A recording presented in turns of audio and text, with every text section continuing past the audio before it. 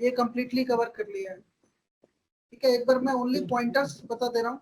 ठीक है, कुछ भी इसमें क्वेरीज होगा आफ्टर योर वर्किंग आल्सो, जब आपने स्टार्ट कर लिया टेस्ट एंट्रीज ये जो भी, उसके बाद भी आप Q&A सेशन में डिस्कस कर सकते हैं।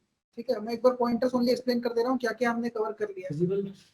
ठीक है, सॉफ्टवेयर ओवरव्यू था कंप्लीट। मेरा वॉइस क्लियर है ना? व्यू पर क्लिक। हाँ ठीक है। ओके, तो सॉफ्टवेयर ओवरव्यू था कंप्लीट। मास्टर्स में हमने डिस्कस किया था chart of accounts, contacts, raw inventory, जिसमें आपका आइटम मास्टर मैनेजमेंट है कंप्लीटली। ओके, देन इसमें बैंकिंग वाला सेक्शन में मैंने मास्टर्स ओनली बताया था। ठीक है, ये आपका कैश एंड बैंक का सेक्शन है, जो मतलब जितने भी आपके बैंक अकाउंट्स होंगे एंड कैश लेजर्स होंगे इंक्लूडिंग पेटी कैश, ये सब कुछ मास्टर्स यहाँ पर क्रिएट होगा। इसमें अभी हमने ट्रांजैक्शन कवर नहीं किया, वो आज के सेशन में कवर करेंगे। ओके, मुझे maybe more users are joining.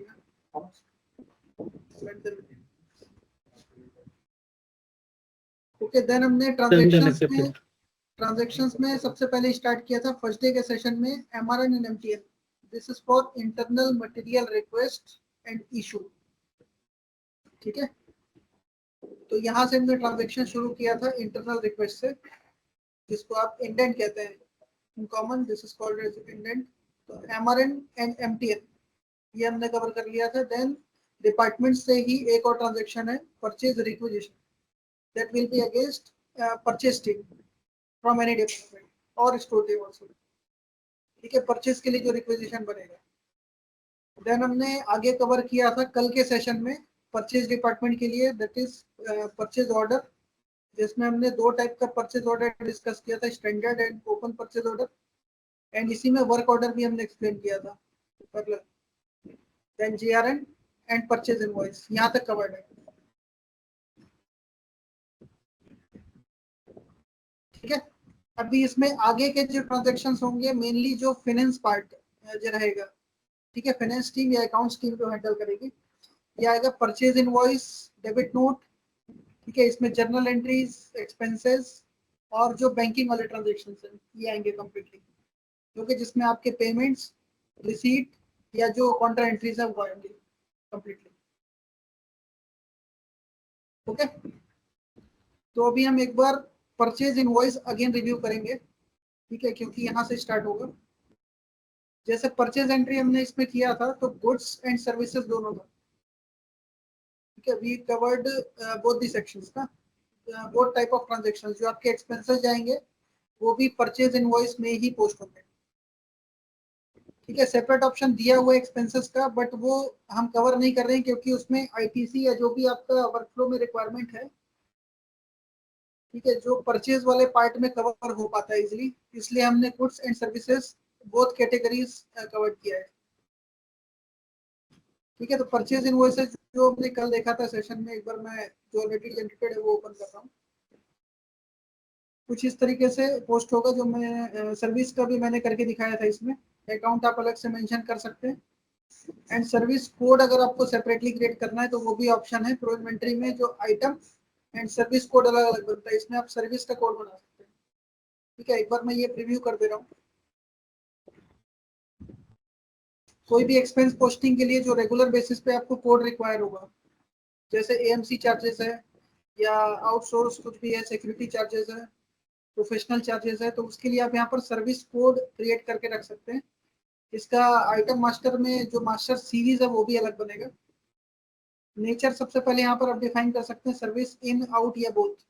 ठीक है, मोस्टली इन होगा क्योंकि आप अपने पास में एक्सपेंस बुक कर रहे हैं। ठीक है, इसके लिए भी ग्रुपिंग कर सकते हैं। ठीक है, वैसे मैं यहाँ पर मैंडेटरी नहीं किया हुआ है सर्विसेज के लिए। ठीक है, तो ये ग्रुप एंड कैटेगरी मेंशन करना जरूरी नहीं है, ये एक्टिव ही रहेगा। सर्विस नेम अभी जैसे मैंने यहाँ पर कर दिया,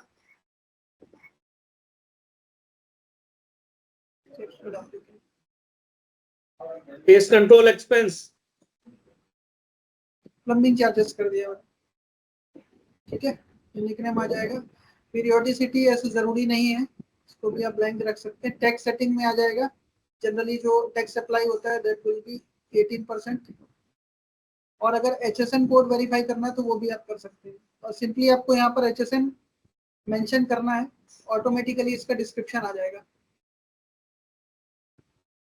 ठीक है, तो आप यहाँ पर वेरीफाई कर सकते हैं कि HSN कोड आप करेक्ट मेंशन कर रहे हैं। टैक्स रेट में ये पहले से अगर फीड करके रखेंगे तो ऑटो आ जाएगा इनवॉइस में। ठीक है, एंड ये इंपॉर्टेंट सेक्शन है।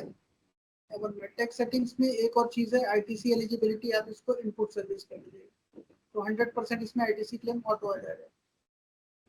नाउ अकाउंट सेटिंग्स में रिपेयर एंड मेंटेनेंस प्लम्बिंग डाल दिया मैंने। ये दोनों में आपको कॉमन रखना पड़ेगा।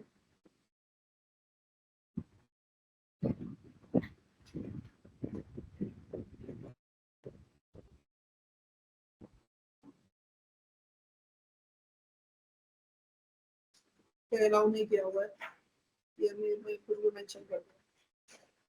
ठीक है, तो ये ऐसे आपका सर्विस कोड क्रिएट हो जाएगा, इसका सीरीज अलग बनेगा, जैसे मैंने डिफाइन किया हुआ ये एस आ रहा है प्रीफिक्स में। ठीक है, तो ये अलग से डिफाइन हो जाएगा। जो 1-1 या 2-1 आ रहा है, जैसा मैंने लास्ट सेशन में बताया था, गुड्स के लिए स्टॉकेबल एंड नॉन स्टॉकेबल आइटम का सीरीज है, और इसमें ऐसा जाएगा सर्विस के लिए। ठीक है, अब अगर ये सर्विस चार्जेस के साथ में मैं कोई भी परचेज इनवॉइस पोस्ट करता हूँ, इन केस में यहाँ पर न्यू कर देता हूँ। ठीक है, यहाँ पर जो आप गुड्स का कोड लेते हैं, सेम वैसे यहाँ पर आइटम का कोड ले सकते हैं। ठीक है, ये आइटम कोड का सीरीज आ गया। मैंने यहाँ पर अकाउंट ऑटो पिक कर लिया, इसका टैक्स भी ऑटो पिक कर लिया। ठीक है, अभी आपका एक्सपेंस वाइज यहाँ पर जो भी मैं मेंशन करूंगा चार्जेस, लाइक 4000 मैंने मेंशन कर दिया, तो ये टैक्स ऑटो अप्लाई हो जाएगा 80%। ठीक है, कुछ भी एडिशनल नहीं करना है, अगर कोड पहले से बना हुआ है तो ये ऑटो आ जाएगा। अदरवाइज आप डिस्क्रिप्शन में डाल करके अकाउंट मैनुअली भी ले सकते हैं, टैक्स मैनुअली ले सकते हैं। ठीक है, देन अगर इसमें TDS डिडक्शन होगा तो जैसे कल के सेशन में बताया था, वो एक्सपेंस कोड में, अभी जैसे मैंने प्लम्बिंग चार्जेस डाल दिया ना, तो ये प्लम्बिंग चार्जेस वाले एक्सपेंस कोड में आपका TDS पहले से एप्लीकेबल रखना पड़ेगा आपको। और वो आप एप्लीकेबल कहाँ से करेंगे? सेटिंग्स में जा करके जो चार्ट ऑफ अकाउंट्स में आपको जो एक्सपेंस कोड मैंने बताया था, वो ओपन करके उसमें TDS एप्लीकेबल करना पड़ेगा इसमें। ठीक है, ये ओपन करके यहाँ पर TDS का जो सेक्शन है वो सेलेक्ट करना पड़ेगा, तो उसके अकॉर्डिंग ऑटोमेटिक यहाँ पर डिडक्शन आ जाएगा और यहाँ पर शो करेगा। अभी चार्जेस 0 आ रहे हैं क्योंकि एप्लीकेबल नहीं किया हुआ है, मैंने कल एयर कंडीशनिंग वाले के लिए करके दिखाया था। करेक्ट, इसी में अगर आपका पेमेंट टर्म्स है तो वो एक फील्ड आ जाएगा, यहाँ पर पेमेंट टर्म्स आप मेंशन कर सकते हो, ये वाला ऑप्शन। ठीक है, जो एडिशनल टर्म्स यूज होंगे वो बता रहा हूँ। तो यहाँ से जैसे मैंने इनेबल कर दिया, एक ड्रॉप डाउन बनता है इसका यहाँ पर एप्लीकेशन में। ठीक है, तो वो पूरी लिस्ट आ जाएगी। एग्जांपल के लिए जैसे 30% एडवांस है या 50% एडवांस है, जियो के टाइम पे ही टैग हो जाता है, तो वो यहाँ पर आप सेलेक्ट कर सकते हैं लिस्ट से, टाइप नहीं करना पड़ेगा। एक स्टेटमेंट होता है ना, 30% advance, this much delivery and full and final payment after this term, तो वो पूरा का पूरा स्टेटमेंट आप जितने भी लाइंस में, जैसे टर्म्स एंड कंडीशन का आप लिस्ट बनाते हैं, वैसे पेमेंट टर्म्स का बना सकते हैं। तो वो सेटिंग्स में ऑप्शन दिया हुआ है, वो एक बार एक्सप्लेन कर देता हूँ। ये आएगा पे टर्म, ये दिख रहा है ना सेटिंग यहाँ पर। तो ये पे टर्म एक बार यहाँ पर डिफाइन कर लेना है। न्यू पेमेंट टर्म जैसे मैं क्रिएट करूंगा, तो इसमें ट्रांजेक्शन टाइप कौन कौन से ट्रांजेक्शन में आपको यूज करना है वो आप सेलेक्ट करो। ओनली वो ट्रांजेक्शन में ये ड्रॉप डाउन आएगा। ठीक है, नंबर ऑफ डेज, ये जैसे मैंने कर दिया 30, तो इसके अकॉर्डिंग आपका ड्यू डेट ऑटो पिक कर देगा, या कोई आप एक मंथ का डेट ले सकते हैं, उस डेट में ही ऑटो पिक करेगा। ठीक है, ये लेगा अभी ट्रांजेक्शन डेट से नंबर ऑफ डेज 30। अभी एग्जांपल के लिए मैंने 5th ऑफ जनवरी जनरेट किया कोई भी डॉक्यूमेंट, तो 5th of Feb auto pick कर लेगा वो 30 डेज काउंट करके। ठीक है, एडिशनल इसमें सेटिंग्स दिया हुआ है डिस्काउंट के लिए, इंटरेस्ट के लिए, बट जरूरी नहीं है आप अप्लाई करो, आपको ओनली कंडीशन मेंशन करना है। तो जो भी यहाँ पर 30% एडवांस या जो भी लिखना है आपको,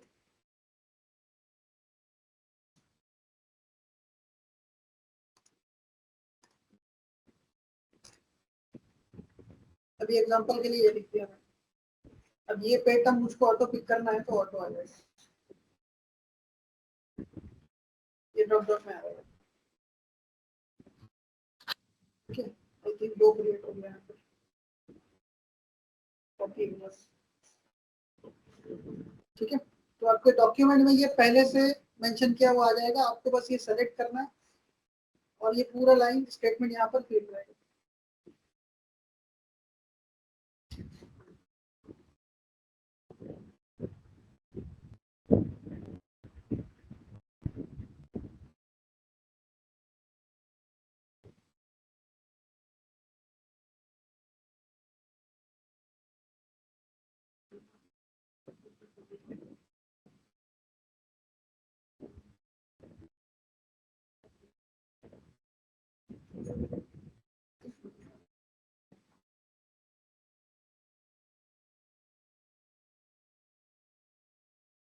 ठीक है, पेमेंट टर्म क्लियर है। सेम जैसा पेमेंट टर्म बताया वैसे ही यहाँ पर आ जाएगा टर्म्स एंड कंडीशन, जो मैंने पीओ में दिखाया था कि परचेज इनवॉइस में उसको जरूरत नहीं पड़ेगा। टर्म्स एंड कंडीशन अगर आप पीओ में एडिशनल मेंशन करना चाहते हैं तो उसके लिए सेटिंग है, सेटिंग्स में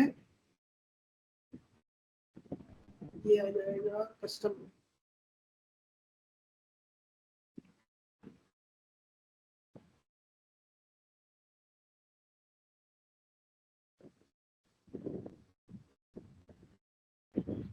यूनिट लेवल पे आई थिंक ऑप्शन इनेबल नहीं किया हुआ, ये पहले से फीड करके रखना पड़ेगा। ये आएगा terms and conditions. Terms and condition में आपके जितने भी पॉइंट्स हैं जो आपको पीओ में मेंशन करना होता है, गुड्स के लिए एंड सर्विस के लिए बोथ, तो यहाँ पर ये टर्म्स एंड कंडीशन में आपको सेम वैसे ही जिस डॉक्यूमेंट में रिक्वायर्ड है वो सेलेक्ट करके यहाँ पर फीड करके रखना पड़ेगा। इसका नाम क्या रहेगा टर्म्स एंड कंडीशन का, और टर्म्स एंड कंडीशन में पॉइंट क्या क्या रहेगा, तो ये सब अलग अलग बनाना पड़ेगा। मल्टीपल पॉइंट बनेगा और जब आप डॉक्यूमेंट जनरेट करेंगे तो वहां पर चेक बॉक्स आ जाएगा उस पर्टिकुलर पीओ में आपको कौन कौन सा टर्म्स एंड कंडीशन टैग करना है। ठीक है, तो ये यहाँ से फीड कर सकते हैं। वन टाइम अगर आप लिस्ट दे देंगे तो अभी हम क्रिएट कर देंगे। So each and every terms and conditions separately has to be. हाँ, जितने पॉइंट्स हैं। ठीक है, ओनली मुझको टेक्स्ट यहाँ पर अलग अलग लाइन में दे देना है। जब मैं टर्म्स एंड कंडीशन वहां पर टैग करूंगा तो 1 2 3 4 नंबर ऑटोमेटिक। ठीक है, जो भी मैं सेलेक्ट करूंगा आउट ऑफ 10 जैसे मैंने 3 सेलेक्ट किया तो 1 2 3 तो सीक्वेंस में आ जाएगा। ठीक है, वापस लॉगिन कर रहा हूँ।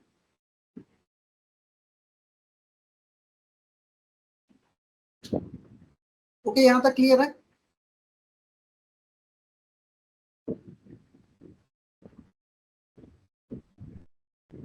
Hello team, yes yes clear है ये? मैं एक बार इसलिए रिवाइज कर रहा हूँ क्योंकि परचेज इनवॉइस जो है या बिल जो है वो इम्पोर्टेंट रहेगा सभी के लिए फाइनेंस टीम में।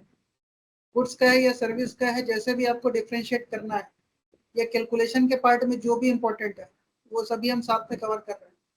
वेंडर से रिलेटेड जो भी इनवॉइस होगा, जो भी बिल आता है वेंडर की तरफ से, वो सारा का सारा थ्रू परचेज इनवॉइस रूट होगा। ठीक है, इसके अलावा और कोई ट्रांजेक्शन नहीं है। पेबल से रिलेटेड।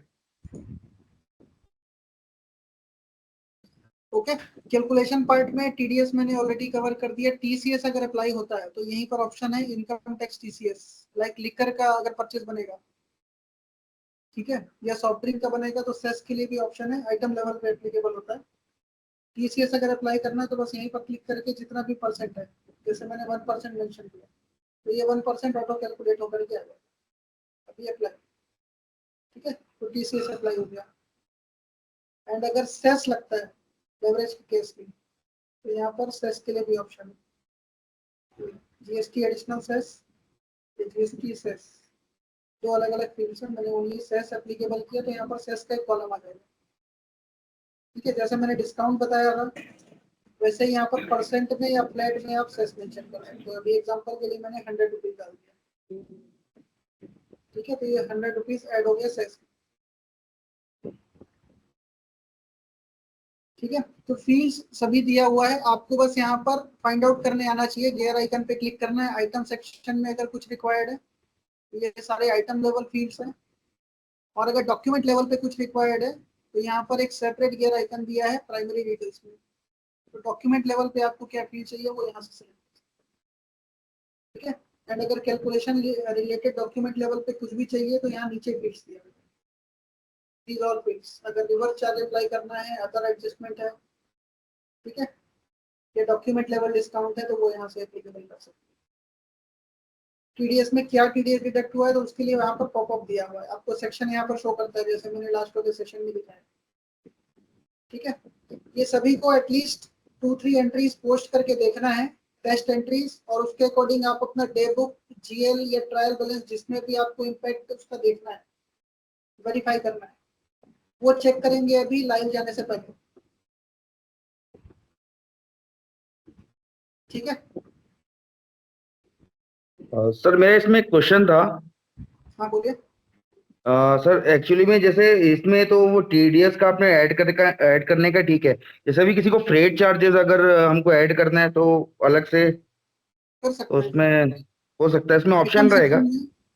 आइटम सेक्शन में आप गियर आइकन पे जाएंगे, अच्छा ओके। ऐसा तो मैंने डिफॉल्ट इनेबल किया हुआ है, अगर अच्छा नहीं है इनेबल तो आप यहाँ से पिक कर सकते हैं, ये बस चेक बॉक्स है सिंपल, आप ऑन करोगे, ओके यहाँ पर फ्रेट चार्जेस का एक कॉलम आ जाएगा, ये आ रहा है ना, ओके ठीक है, यहाँ पर आप रेट मेंशन कर सकते ओके हैं। गॉट और इट। अगर आपको मल्टीपल आइटम के लिए एक साथ डालना है तो आप ऐसा भी जी कर सकते हो कि एक सेपरेट लाइन ऐड कर लो, यहाँ पर हम्म। डिस्क्रिप्शन में टाइप कर दो फ्रेट चार्जेस, ओके, मतलब यहाँ से ऐड पे जाके प्लस का जो लोगो है उस पे ऐड हाँ। करके अपने ऐड कर सकते मोस्ट ऑफ दी केसेस में ऐसा होता है कि 50 आइटम्स के लिए, 70 आइटम्स के लिए फ्रेट चार्जेस एक ही अप्लाई होता है बल्क में, राइट राइट, हाँ वो ठीक फ्रेट है, चार्जेस तो एक और ही अप्लाई उसमें होगा। भी, हाँ, और उसमें भी आप टैक्स अप्लाई करते हो, बिल्कुल ठीक है। ठीक है, तो उस ओके कंडीशन में आप यहाँ पर डिस्क्रिप्शन में डाल दो, या उसका भी एक सर्विस कोड बना सकते हो फ्रेट चार्जेस का, जैसे मैंने प्लम्बिंग का बना करके दिखाया है, ओके, तो ठीक है। सर्विस कोड वही चार्ट ऑफ अकाउंट में जाके बनाना पड़ेगा?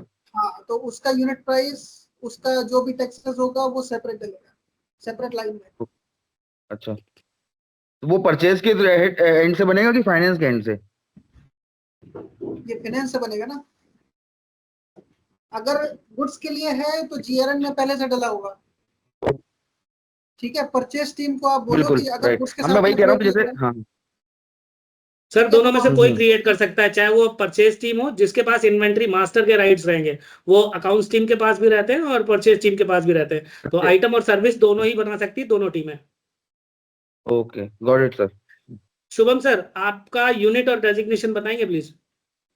मेरा सर यूनिट है रजेंडा place Gwalior RPG, and okay मेरा assistant finance manager. Okay, thank you sir, thank you. Nitin ji नमस्कार। हेलो हेलो, नमस्कार सर। नितिन जी, हाँ जी, नोएडा से केशव बोल रहा था। सर मैं कह रहा था जो सर्विस बिल का हम एंट्री करेंगे, जो फ्रेट चार्जेस है, तो टीडीएस सॉरी टैक्स वगैरह जो है वो इनपुट करके उठाएगा ना एक्सक्लूड करके? इनपुट करके उठाएगा ना सर, आप आईटीसी की बात कर रहे हैं ना, हाँ जी हाँ जी। तो मैंने आपको दिखाया ना, तो आईटीसी नहीं मैं क्लेम पहले से फीड कर देंगे तो ये ऑटो आ जाएगा, इन केस नहीं आ रहा है तो ये भी ऑप्शन है, यहाँ पर आप सेपरेट कॉलम इनेबल करके हाँ जी आईटीसी यहाँ पर चेक कर सकते हो पिक कर रहा है कि नहीं। देखो जैसे मैंने इसके लिए पहले से फीड करके रखा था तो ये ऑटो पिक कर रहा है, हम्म ठीक है। कोई भी आप न्यू लाइन ऐड करेंगे तो उसमें बाय डिफॉल्ट नॉट सेलेक्टेड आएगा, आपको सेलेक्ट करना पड़ेगा, ठीक है। इनको नहीं नहीं खुद से सर, नहीं मेरा क्लियरिटी ये था कि सपोज मैंने फ्रेट चार्जेस को बिल्कुल आफ्टर टैक्स दिखाना चाहता हूँ, अलग सा बिल्कुल जिसके ऊपर टैक्स कोई कैलकुलेशन नहीं होगा, तो उसको क्या बाद में ऐड करने की बात आफ्टर कर टैक्स रहे या थे? Before tax? After tax? Tax add ही नहीं करना है हाँ जी अच्छा, हाँ जी टैक्स सर। इसमें मेंशन नहीं करना है सर, तो जीरो कर दो ना सर आप। मैनुअल लाइन आइटम ऐड करेंगे सर, और उसमें डिस्क्रिप्शन में लिख के और उसको केवल यूनिट वैल्यू डाल के उसको आप ऐड कर सकते हो। हाँ, ओके उसमें टैक्स डालना ओके जरूरी ओके, नहीं है, टैक्स को आप जीरो रख सकते हो ना यहाँ पर। ठीक है सर, ठीक है, got it. Okay, Nitin Nitin एक बार एक डिस्क्रिप्शन में डाल के उसका अकाउंट सिलेक्शन तक बता दो पूरा। डिस्क्रिप्शन में ऐड करके पूरा अकाउंट हेड टैग करना। फ्रेट चार्जेस डाल दे रहा हूँ। हाँ फ्रेट डाल दो इधर पर। केशव सर Section देख भी सकते, मैंने डाल सकते हो केशव सर देख सकते हैं अभी आप। कि 500 मैंने ये डाल दिया इसमें यूनिट प्राइस में, ठीक है, टैक्स 0 है। मर्जी है आपकी, only ऐड करना है तो 500 ऐड ही कर लो, नहीं करना मत करो। अगर टैक्स अप्लाई कर देता हूँ तो 500 प्लस टैक्स हो जाएगा। ठीक है। अब यहाँ पर ये टोटल अमाउंट आ गया। हम्म। ओके, एक बार इसका प्रीव्यू भी दिखा देता हूँ आपको। जी।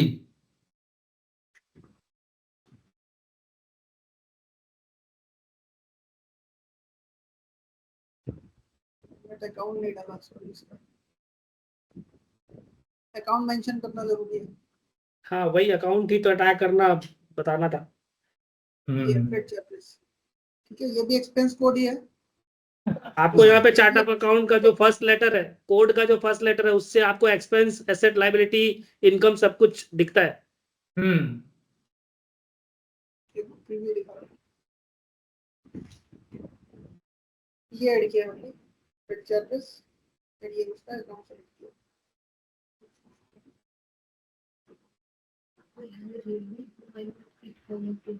क्योंकि ये कोड क्रिएट किया था, ये मैनुअली फाइल कोड क्रिएट कर देंगे तो ये भी ऐसा ही आएगा इनके साथ।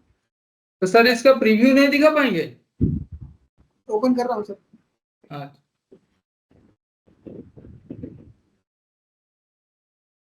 ये एक मिनट में सेव कर देता हूँ, फुल स्क्रीन आ जाएगा।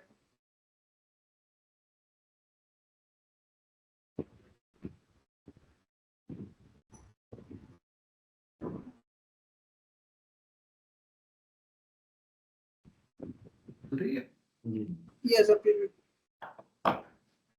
जैसा मैंने पेटम बताया था वो पेटम भी यहाँ पर आ जाएगा अगर टाइप कर देंगे तो, सेलेक्ट कर देंगे तो, ठीक है।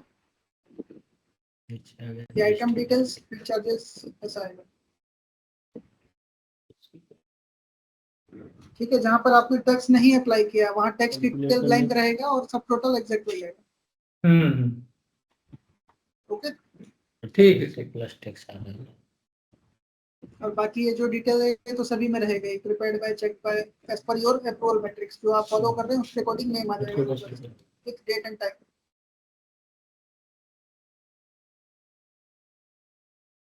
कैलकुलेशन चेक करो।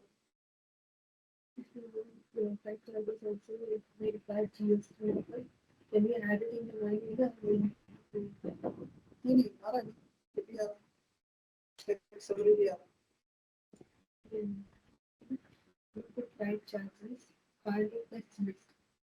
कर सकते हैं अप्लाई, ये हमने नहीं किया। देखो आप जो पूछ रहे हो, अगर मैं यहाँ पर अप्लाई कर देता तो आ जाएगा।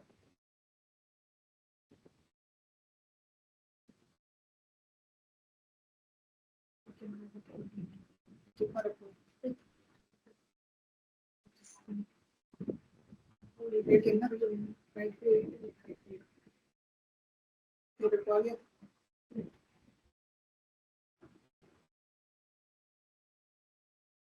अभी सर ये दोनों में टैक्स अप्लाई कर दिया मैंने।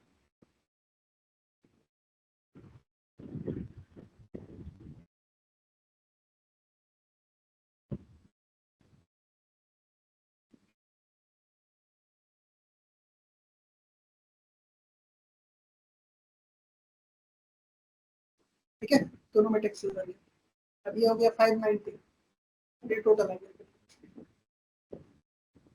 ठीक है, वो आ जाएगा जैसे ही मेंशन करोगे आप, अदरवाइज ब्लैंक रहेगा। ठीक है सर, कंटिन्यू करते हैं इसमें। आगे जो है आपका परचेज के अगेंस्ट में इन केस डेबिट नोट बनता है तो वो भी आप यहीं से जनरेट कर सकते हैं, इसी फ्लो में दिया हुआ है। ठीक है, यहाँ तक हमने कंप्लीट कर लिया। नीचे ऑप्शन है डेबिट नोट या क्रेडिट नोट। अभी डेबिट नोट जनरेट करने के लिए दो ऑप्शन है। ठीक है, बहुत रेयरली अगर कभी रिटर्न होता है, गुड्स रिटर्न होता है, तो उसके केस में आप डेबिट नोट जनरेट करते हो, या कोई अमाउंट एडजस्टमेंट होता है अगेंस्ट एनी एक्सपेंस, तब भी आप डेबिट नोट जनरेट करते हो। तो दोनों ही कंडीशन में आपके पास एक ओरिजिनल इनवॉइस नंबर होता है, राइट। जब मैं परचेज डेबिट नोट जनरेट करने जाऊंगा, यहाँ पर न्यू डेबिट नोट, अब आपके पास यहाँ पर एक फील्ड दिया हुआ है ओरिजिनल वाउचर नंबर का, ठीक है, voucher number and voucher date. तो ये ओरिजिनल इनवॉइस नंबर आप ऑटो पिक कर सकते हो यहाँ पर ऑलरेडी जो जनरेटेड है परचेज इनवॉइस उनसे, ठीक है। जैसे ही मैं ये सेलेक्ट करूंगा इसका आइटम डिटेल्स जो है वो ऑटो पिक हो जाएगा। अभी इसमें आप क्या एडजस्टमेंट कर रहे हो वो आप सेलेक्ट कर सकते हो, या कोई लाइन रिमूव करना है तो रिमूव भी कर सकते हो, ठीक है। कितने अमाउंट का रिटर्न है वो मैं ओनली मेंशन करूंगा, ठीक है। ये भी विद टैक्सेस भी रख सकते हैं, विदाउट टैक्सेस भी रख सकते हैं, ठीक है। एक और चीज इसमें ये है कि अगर गुड्स का रिटर्न है तो डॉक्यूमेंट लेवल पे ही गेयर आइकन से आप ये वापस ओपन करेंगे, एक ऑप्शन है विथ मटेरियल, आपके पास जो स्टॉक इनवर्ड हुआ रहेगा परचेज से या जीआरएम से वो भी आपको रिटर्न करना है, स्टॉक रिटर्न करना है। तो ये विथ मटेरियल आपको टिक करना पड़ेगा। जो भी गुड्स की लिस्टिंग इसमें आएगी आइटम कोड्स अगेंस्ट परचेज, वो भी स्टॉक जितना भी क्वांटिटी मेंशन होगा वो रिटर्न हो जाएगा, जो इनवर्ड हुआ रहेगा वो वापस हो जाएगा। एग्जांपल के लिए जैसे आपने 100 kg कुछ आइटम परचेज किया था, 20 का अगर मैं डेबिट नोट बना देता हूँ तो आपके पास नेट इनवर्ड जो रहेगा वो 80 क्वांटिटी का रहेगा, 80 kg। विद मटेरियल का मतलब फाइनेंशियल इफेक्ट तो डेबिट नोट के थ्रू जा ही रहा है, स्टोर इफेक्ट भी आपको मिल जाएगा आइटम का। हाँ एग्जैक्टली, ठीक है, ये ऑप्शन है। ये अगर टिक नहीं रहेगा तो मटेरियल का इम्पैक्ट नहीं आएगा, ओनली जो फाइनेंस है वो इम्पैक्ट जाएगा,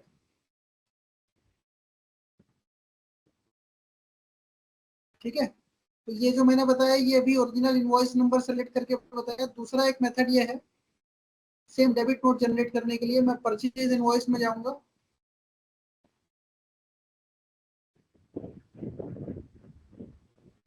अभी फर्स्ट वाला जो मेरा परचेज इनवॉइस है ये लेता हूँ मैं। इसके अगेंस्ट में मुझको अगर डेबिट नोट जनरेट करना है तो यहाँ पर ऑप्शंस में ऐड डेबिट नोट का ऑप्शन आएगा, ठीक है। ये वन शॉट है, जैसे ही आपका परचेज इनवॉइस आपने ओपन किया, डेबिट नोट पे क्लिक किया, इसका original invoice number auto fetch कर देगा और डिटेल्स भी। अब जैसे आप इसमें पोस्ट कर रहे थे वही करोगे, आपको ओरिजिनल इनवॉइस नंबर इसमें मैनुअली सर्च नहीं करना पड़ेगा, उसके अगेंस्ट में ही बनता, ठीक है। बाकी यूआई सेम है, ऑप्शन सेम है, आपको सेम वैसे ही सर्च करना है, कुछ भी और एडजस्टमेंट है, ठीक है। ये टीडीएस का भी एडजस्टमेंट है जो आपने ऑलरेडी डिटेक्ट किया हुआ था, यहाँ पर अगेन कुछ भी शो करना है तो मैनुअल एडजस्टमेंट भी हो जाएगा, ठीक है, क्लियर है। तो यहाँ पर हमारा परचेज वाला फ्लो जो है ये कंप्लीट होता है। आगे हम बैंकिंग वाला सेक्शन कवर करेंगे। टीम परचेज क्लियर है, परचेज इनवॉइस के साथ में अकाउंटिंग ट्रांजैक्शन जो था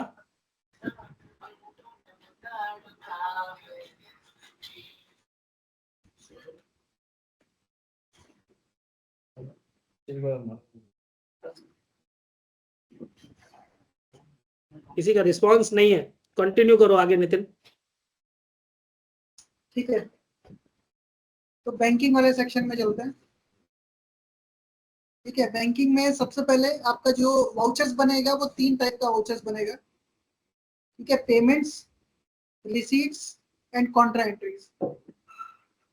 payment and receipt both category में 2 अलग अलग डॉक्यूमेंट सीरीज है, ठीक है। Bank payment, cash payment, bank receipt, cash receipt, depending upon type of account जिसमें आप ट्रांजेक्शन कर रहे हो, ठीक है। सबसे पहले मैं कैश एंड बैंक वाले पेज पे आ जाता हूँ।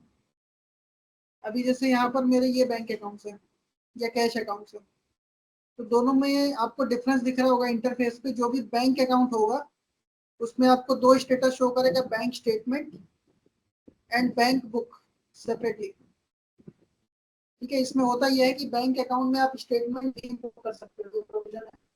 कैश एंड बैंक में मैं आपको बैंक अकाउंट शो कर रहा था यहाँ पर, बैंक एंड कैश लेजर्स। इसमें डिफरेंस यह है कि बैंक के केस में आपको बैंक स्टेटमेंट और बैंक बुक दोनों शो करेगा, ठीक है। बैंक स्टेटमेंट में आप जो स्टेटमेंट अपना इंपोर्ट करते हो, एक्सेल से इंपोर्ट हो जाता है, ये ऑप्शन में भी आपको एक्सप्लेन कर रहा हूँ। इंपोर्ट स्टेटमेंट का ऑप्शन दिया हुआ है, तो एक्सेल का एक फॉर्मेट है सिंपल 5 या 6 कॉलम्स का, उससे आपका बैंक स्टेटमेंट इंपोर्ट हो जाता है किसी भी बैंक का, ठीक है। एंड बैंक बुक में आपको शो करता है जो आप अपने एप्लीकेशन में एंट्रीज करेंगे, पेमेंट्स की, रिसीट्स की, कॉन्ट्रा एंट्रीज की, वो आपको जो है वो बैंक बुक में शो करेगा। ठीक है, सिमिलरली कैश वाले अकाउंट्स के केस में ओनली कैश बुक आएगा, तो जो भी कैश से रिलेटेड एंट्रीज है वो कैश बुक में हेल्प करेगा। ठीक है, स्टेटमेंट इंपोर्ट में भी मैं आता हूँ, पहले पेमेंट्स कवर कर लेते हैं, पेमेंट्स, रिसीट या ट्रांजैक्शन। ठीक है, तो अगर मुझको कोई पेमेंट की एंट्री करनी है तो यहाँ पर ऐड स्पेंड मनी का ऑप्शन है, रिसीट की करनी है तो रिसीव मनी का ऑप्शन है, और कॉन्ट्रा एंट्री करनी है तो ट्रांसफर मनी के नाम से ऑप्शन है। ठीक है, अगर मैं कोई पेमेंट एंट्री करने जा रहा हूँ तो यहाँ पर मैं प्लस पे क्लिक करूंगा सिंपली, अगर बैंक में एंट्री कर रहा हूँ। ठीक है, तो मेरा बैंक अकाउंट यहाँ पर ऑटोमेटिक आ गया। ठीक है, स्पेंड एस में आपको यहाँ पर ध्यान रखना है, अलग अलग टाइप के ट्रांजेक्शन हैं। ठीक है, पेमेंट में ये इतने टाइप के ट्रांजेक्शन आप पोस्ट कर सकते हो। ठीक है, मैं एक बार डिफरेंसेस एक्सप्लेन कर देता हूँ क्या क्या है इसमें। डायरेक्ट पेमेंट आपके केस में यूज नहीं होगा। ठीक है, इसमें होता ही है कि कोई भी एक्सपेंस की एंट्री आप डायरेक्टली पेमेंट के थ्रू दिखा सकते हैं। आपके केस में जनरली परचेज इनवॉइस बनता है और परचेज इनवॉइस के अगेंस्ट में ही पेमेंट होता है, तो ये वाला ऑप्शन आप यूज नहीं करेंगे। एडवांस पेमेंट यूज होता है जब कभी सप्लायर के अगेंस्ट में आप कोई एडवांस का पेमेंट दिखा रहे हैं। ठीक है, इसमें एक प्रोविजन ये दिया हुआ है एप्लीकेशन में कि एडवांस का जो पेमेंट होता है उसका एक पॉपअप आ जाता है जब आप परचेज जनरेट करते हैं कि ऑलरेडी इस सप्लायर के अगेंस्ट में एडवांस है, पेड है, तो इसमें से आपको अमाउंट एलोकेट करना है, तो आपको क्रेडिट एलोकेशन तक जाना नहीं पड़ता है। जब आप परचेज जनरेट करेंगे ना तो वहां पर एक पॉपअप आएगा, एडवांस पेमेंट ऑलरेडी किया हुआ है जितना भी अमाउंट है। मैं एक बार शो करता हूँ करके, सेम वेंडर मतलब तो सबका अलग अलग पेमेंट। देखो मैं Within explain credit allocation in terms of bill matching, bill tagging. हाँ वही मैं उसको बता ठीक है, दूंगा। वेंडर मैं यहाँ पर एक ही सेलेक्ट करूंगा, कोई भी एक वेंडर, एंड इसके अगेंस्ट में जो भी एडवांस पेमेंट है वो भी करा रहा हूँ। ठीक है, तो जनरली यहाँ पर जो मल्टीपल वेंडर को होगा वो एडवांस पेमेंट के थ्रू नहीं होगा, उसके लिए दूसरा ऑप्शन है, वो एक्सप्लेन करना। अभी ओवर पेमेंट जो है ये डायरेक्ट क्रिएट नहीं होगा, अगर कहीं पर पेमेंट ओवर रह जाता है अदर देन आउटस्टैंडिंग एलोकेट करने के बाद तो वो ऑटोमेटिकली आपको शो करेगा, तो ये भी आपको जनरेट नहीं करना। ऑन अकाउंट पेमेंट जो है जनरली यूज होता है पार्टी टू पार्टी ट्रांजेक्शन, आपके पास से किसी भी अदर पार्टी को, इधर सप्लायर को, एम्प्लॉय को और एनी अदर कॉन्टेक्ट, अगर आप पेमेंट करते हो, ठीक है, तो वो यहाँ पर आप ऑन अकाउंट के थ्रू करोगे और इसमें आप मल्टीपल वेंडर टैग कर सकते हो। इसमें डॉक्यूमेंट लेवल पे कुछ भी टैग नहीं कर रहे हो आप, ये जो नीचे अकाउंट आ रहा है इसमें ही आप सप्लायर सेलेक्ट करें, ये जो भी आपका कॉन्टेक्ट होगा वो सेलेक्ट करेंगे। अभी एग्जांपल के लिए जैसे मल्टीपल वेंडर का पेमेंट है, तो यहाँ पर मैं लाइन ऐड करके मल्टीपल वेंडर सेलेक्ट कर सकता हूँ। अब मेरे एक ही बैंक अकाउंट से मल्टीपल पार्टीज को पेमेंट जा रहा है, सपोज मैंने किसी को 1 लाख पेमेंट किया, किसी को 50,000 किया एंड किसी अदर पार्टी को यहाँ पर 80,000 किया, तो ये तीनों का पेमेंट जो है अभी बिल मैचिंग यहाँ पर नहीं होगा। बिल मैचिंग के लिए पहले आप ये पेमेंट एंट्री पोस्ट करोगे, उसके बाद दो ऑप्शन है, इसी पेमेंट एंट्री के थ्रू कर सकते हो आप एलोकेशन, या फिर क्रेडिट एलोकेशन का ऑप्शन दिया हुआ है जिसमें आप परचेज वाउचर को पेमेंट्स के साथ में लिंक। ठीक है, तो क्रेडिट एलोकेशन के थ्रू हो जाएगा, अभी मैं ओनली पेमेंट्स बता रहा हूँ। ठीक है, तो ये एक टाइप हो गया ऑन अकाउंट पेमेंट। इसके बाद एक ऑप्शन है अदर पेमेंट, ये होगा मेनली एक्सपेंसेस के लिए, इसमें कोई भी वेंडर कोड या कोई भी अदर कॉन्टेक्ट टैग नहीं होगा, इसमें डायरेक्टली आपका अकाउंट टैग होगा एक्सपेंस का। ठीक है, अभी एग्जांपल के लिए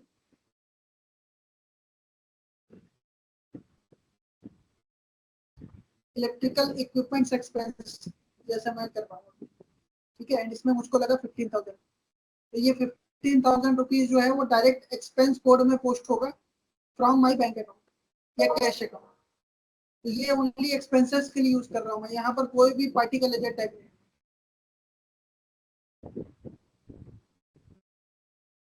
ठीक है, डिफरेंसेस क्लियर है इसमें पेमेंट टाइप्स में?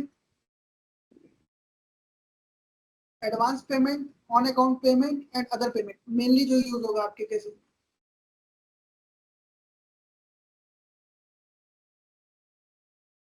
क्लियर है? सर इसमें जो डायरेक्ट पेमेंट का है ऑप्शन, उस पे हम भी, उसमें हम डायरेक्ट कोई एक्सपेंस के साथ मतलब अगर हम कोई पेमेंट कर रहे हैं, डायरेक्ट खर्चा दिखा रहे हैं हम उसको, तो वो हम हाँ, डायरेक्ट पेमेंट यूज करेंगे? नहीं यूज करेंगे, मैंने बताया ना कि नहीं यूज डायरेक्ट कर, पेमेंट आपके केस में यूज नहीं होगा। अच्छा मतलब यूज करना ही नहीं है उसको। ओके। नहीं करना है, और वो इसलिए नहीं ठीक। करना है क्योंकि आपके वर्कफ्लो में ये मैंडेटरी है कि परचेज इनवॉइस बने किसी भी सर्विस का एक्सपेंस का। राइट राइट राइट, हाँ तो अगर ओके। एक परचेज इनवॉइस बना रहे हो तो उसके अगेंस्ट में आप पेमेंट दिखाओगे, इधर बिल पेमेंट होगा या ऑन अकाउंट हम्म, करके आप बाद में एलोकेट करोगे। बिल्कुल। तो अभी उसके लिए ठीक हम है, ये ऑन तो उसमें ऑन अकाउंट पेमेंट से हाँ, करना तो जो पड़ेगा। यूज नहीं करना है वो मैं ऐसे भी एक्सप्लेन नहीं कर रहा हूँ, और ये ऑप्शन आपके पास ओके। जब मैं परमिशन डिफाइन करूंगा तो आएगा ही नहीं वो स्क्रीन पे। Okay okay. आपको तो ये ऑप्शन एडवांस विजिबल ही नहीं पेमेंट, रहेगा डायरेक्ट पेमेंट।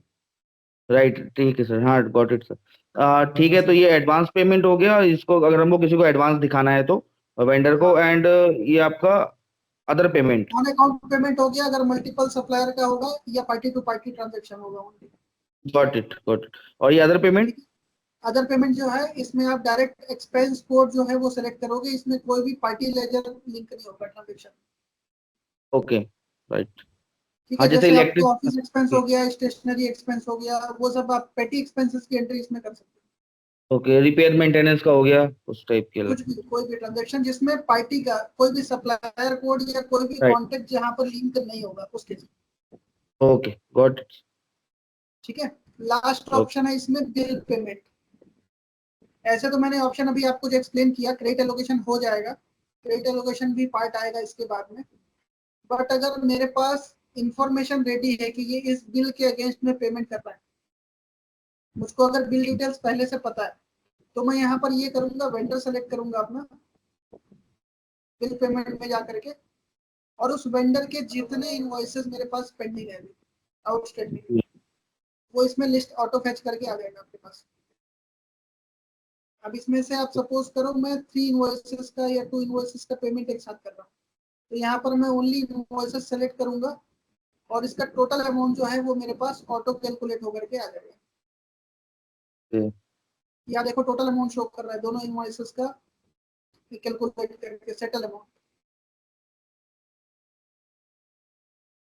ठीक है, अब जैसे ही इसको मैं सेव करता हूँ, ये दोनों इनवॉइसेस का पेमेंट ऑटो पोस्ट हो जाएगा।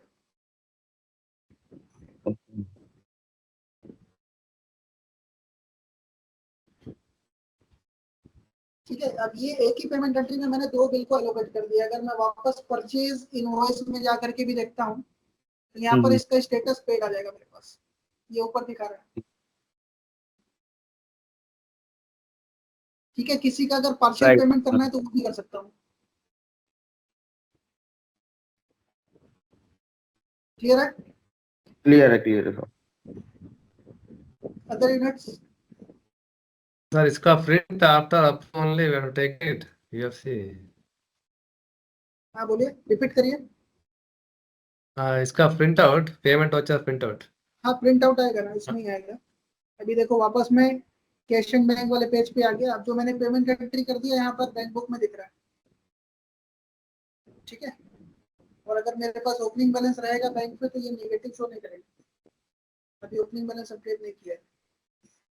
देखो सेम वाउचर आप वापस ओपन कर सकते हो बिल पेमेंट का, और यहाँ पर ये पेमेंट एडवाइस का ऑप्शन है और एक दूसरा प्रिंट रिव्यू का ऑप्शन, ये ऐसा आएगा। Okay, okay, sir. Thank you.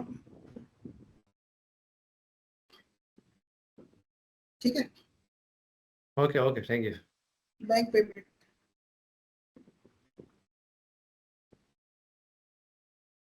And ये इसका पेमेंट एडवाइस है अगर आपको एडवाइस के फॉर्म में चाहिए।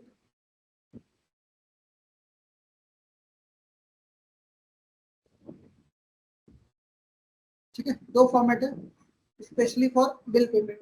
अदर पेमेंट्स के लिए सिंपल एक सिंगल वाउचर आएगा। ठीक है। ठीक है सर।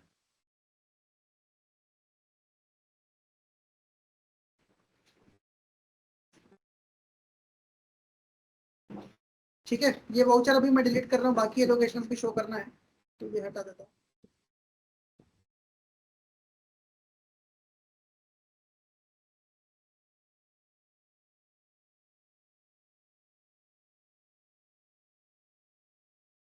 ठीक है, तो जैसे मैंने अभी ट्रांजेक्शन्स बताया पेमेंट का, सेम वैसे ही रिसीट के केस में फॉलो होगा। यहाँ पर भी डायरेक्ट रिसीट आप यूज नहीं करोगे, एडवांस रिसीट होगा। ठीक है, अदर रिसीट होगा अगर कोई कोड से लाइक कमीशन है और इसमें भी कोई पार्टी का लेजर लिंक नहीं होगा तो अदर रिसीट आप जनरेट कर सकते हो। ऑन अकाउंट रिसीट मतलब पार्टी टू पार्टी जो आपको रिसीव होगा, इसमें मल्टीपल पार्टी से भी रिसीव हो सकता है, जैसे मैंने अभी मल्टीपल सप्लायर बताया था। ठीक है, और ऑप्शन है फ्रॉम इनवॉइसेस, जैसे मैंने फ्रॉम बिल्स बताया। ठीक है, अगर मल्टीपल इनवॉइसेस का पेमेंट रिसीव हो रहा है उस केस में। खैर अभी आपके पास सेल इनवॉइसेस तो है नहीं जिसके अगेंस्ट में रिसीव होगा इस एप्लीकेशन में। ठीक है, उसके पहले लिए रिसीट बता दो होटल वाले जो नितिन, पेमेंट बताओ। सेम पैटर्न पे अपना पेमेंट भी है, सेम विंडो है, तो वो उससे क्लियर हो जाएगा। एक सेल इनवॉइस बना देना, ठीक है, मैनुअल सेल इनवॉइस बना के उसको भी दिखा देना, जस्ट दिखा देना, उसमें सारी चीजें सेम है। ठीक है, वही मैं एक्सप्लेन कर रहा था कि जो टाइप है वो सेम है दोनों में। आपका जो हाँ, होटल अच्छा। लॉजिक से रिवेन्यू आएगा ना, revenue and CL file sync होगा, इंटीग्रेशन है उसका भी। तो वो जब सिंक होकर के आ जाएगा आपके पास ट्रांजैक्शन रहेंगे इनवॉइसेस में। ठीक है, तब आप उसके अगेंस्ट में रिसीट बना सकते हो जिसमें आपका एजिंग रिपोर्ट बनेगा प्रॉपर रिसीवेबल्स का। ठीक है, तो ऑप्शन सेम है, जैसे मैं एडवांस रिसीट में आ जाता हूँ, रिसीव मनी, ये कुछ इस तरीके से शो करेगा। आपका जो भी रिसीट अकाउंट है, बैंक है या कैश है, उसके अकॉर्डिंग ये ऑटो पिक करेगा। जैसे मैं बैंक अकाउंट लेता हूँ तो यहाँ पर जो सीरीज है वो बीआर आ रहा है। ठीक है, पेमेंट के केस में भी ये फॉलो होगा। और अगर मैं कोई भी कैश का लेजर लेता हूँ तो ये सीआर हो जाएगा। ठीक है, तो ये सीरीज ऑटो पिक करेगा, जो भी आपका बैंक का ट्रांजेक्शन होगा या कैश का ट्रांजेक्शन होगा, ये अलग अलग सीरीज में मिल जाएगा। ठीक है, वहां पर वेंडर आता है फील्ड, यहाँ पर कस्टमर आ रहा है। ठीक है, बाकी डिस्क्रिप्शन सेम रहेगा दोनों ही ट्रांजेक्शन्स के केस में। ठीक है, यहाँ तक क्लियर है? नितिन जी, हाँ। हेलो नितिन जी, मैं कह रहा था जी, रिसीव की अकाउंट, रिसीव की एंट्री के बारे में।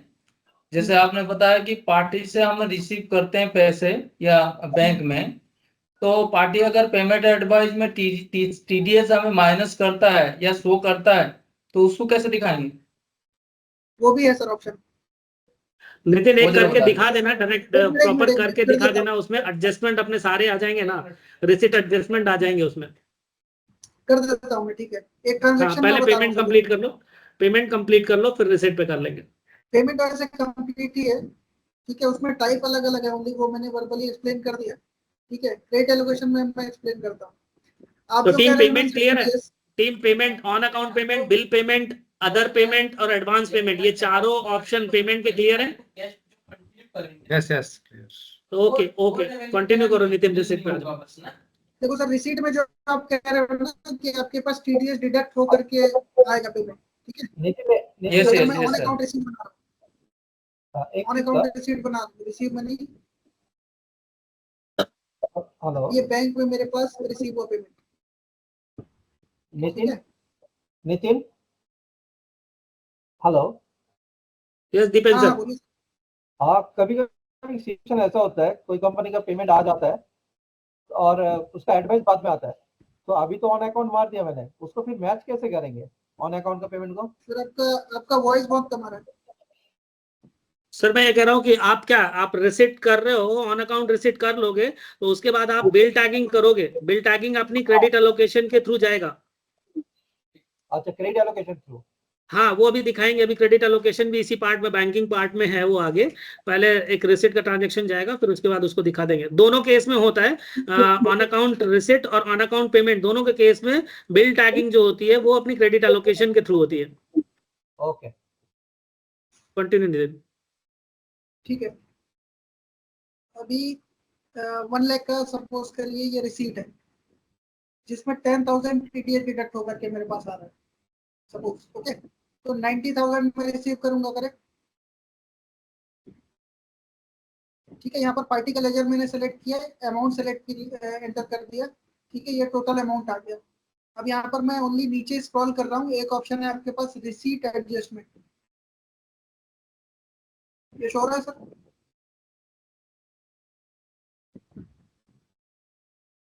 ठीक है, रिसीट एडजस्टमेंट में मैं जाऊंगा एंड यहाँ पर पॉपअप में क्लिक करके एडजस्टमेंट टाइप सेलेक्ट करूंगा। अभी मेरे पास कोई भी एडजस्टमेंट टाइप नहीं बना हुआ है, मैं न्यू एडजस्टमेंट टाइप ऐड कर रहा हूँ। एडजस्टमेंट टाइप मैंने लिख दिया टीडीएस, नेचर इसका होगा शॉर्ट, एक्सेस या शॉर्ट, दो टाइप का एडजस्टमेंट होता है, तो यहाँ पर कम होगा ना बैलेंस, आप शॉर्ट मेंशन करोगे और यहाँ पर अकाउंट मेंशन करोगे टीडीएस का, टीडीएस और बिल्स रिसीवेबल।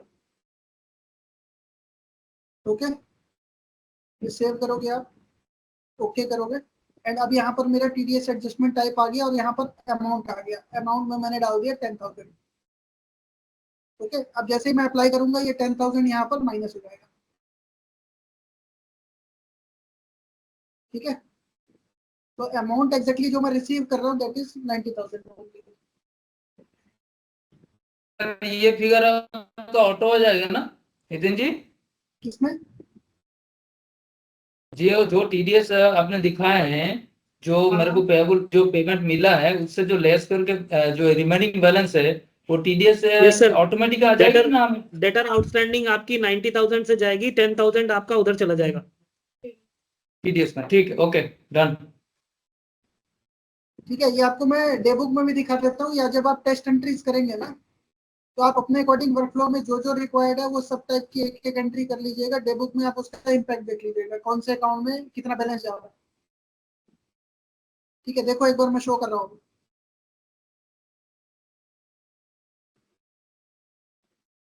ये रिपोर्ट पे गया मैं, accounting day book report, GL में भी आप चेक कर सकते हैं।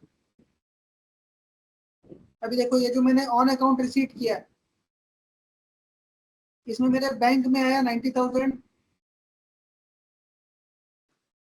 ठीक है, 10,000 रुपीज टीडीएस गया है एंड पार्टी से जो रिसीव हुआ ये टोटल में 1 लाख शो कर रहा है।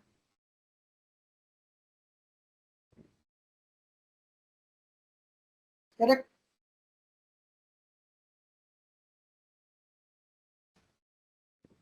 ठीक है,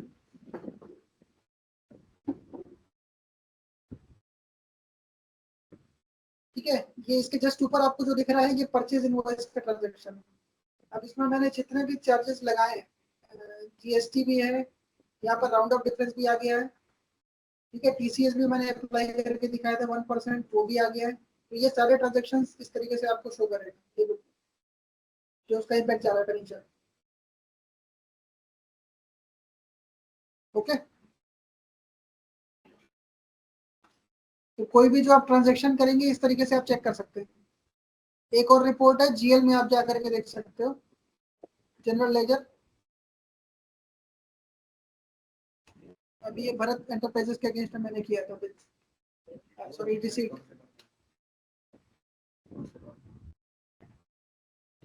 ये जीएल का फॉर्मेट है। ठीक है, एंड इसमें भी अगर आप पर्टिकुलर्स देखते हो तो आपको सेम चीज शो करेगा।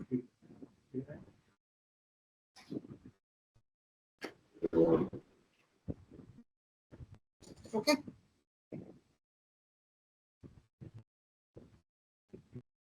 ठीक है, ये आपको एक्सेल में चाहिए, एक्सेल में एक्सपोर्ट भी कर सकते हो। ऐसे सारे रिपोर्ट्स में एक्सप्लेन करूंगा वन बाय वन। आप बोलिए। हाँ,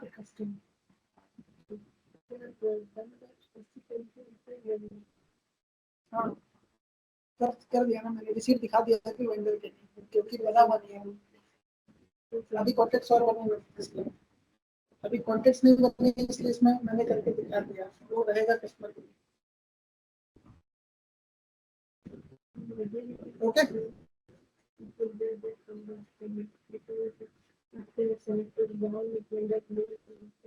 हाँ, वो ऑप्शन है डिसेबल में, कॉन्टेक्ट आपको शो नहीं करेगा उसके। ठीक है, okay team, any query? For payments and receipts.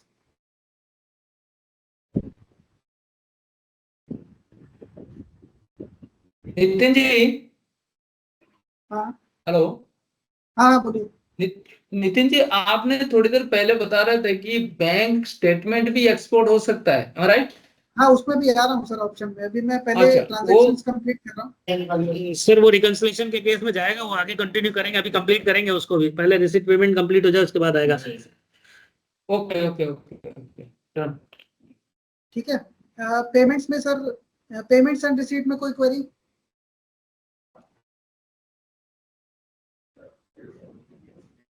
No issues. कोई भी नहीं है। पेमेंट्स में किसी ने भी चेक पेमेंट के लिए नहीं पूछा?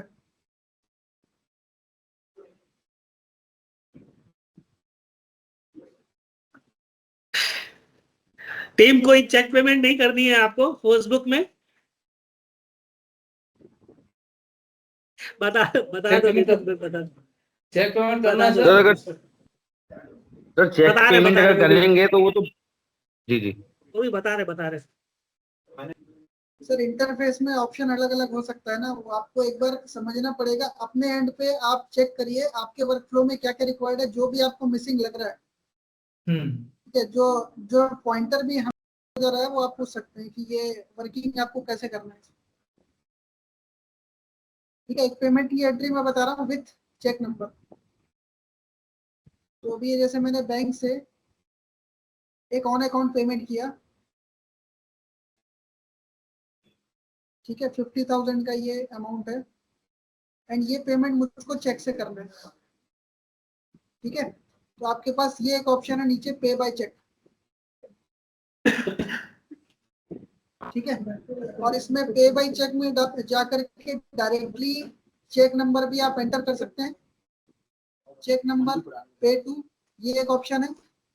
दूसरा आपके पास एक ऑटो ऑप्शन है, ऑटो मोड पे आप सीरीज यहाँ पर मेंशन करके रख सकते हैं चेक का।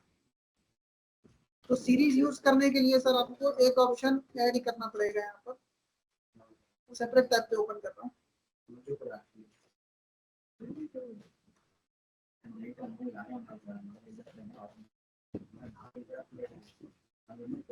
एप्लीकेशन में एक प्रोविजन है यहाँ पर cheque series and cheque register maintain करने का। ठीक है, तो चेक सीरीज में आप यहाँ पर जाएंगे,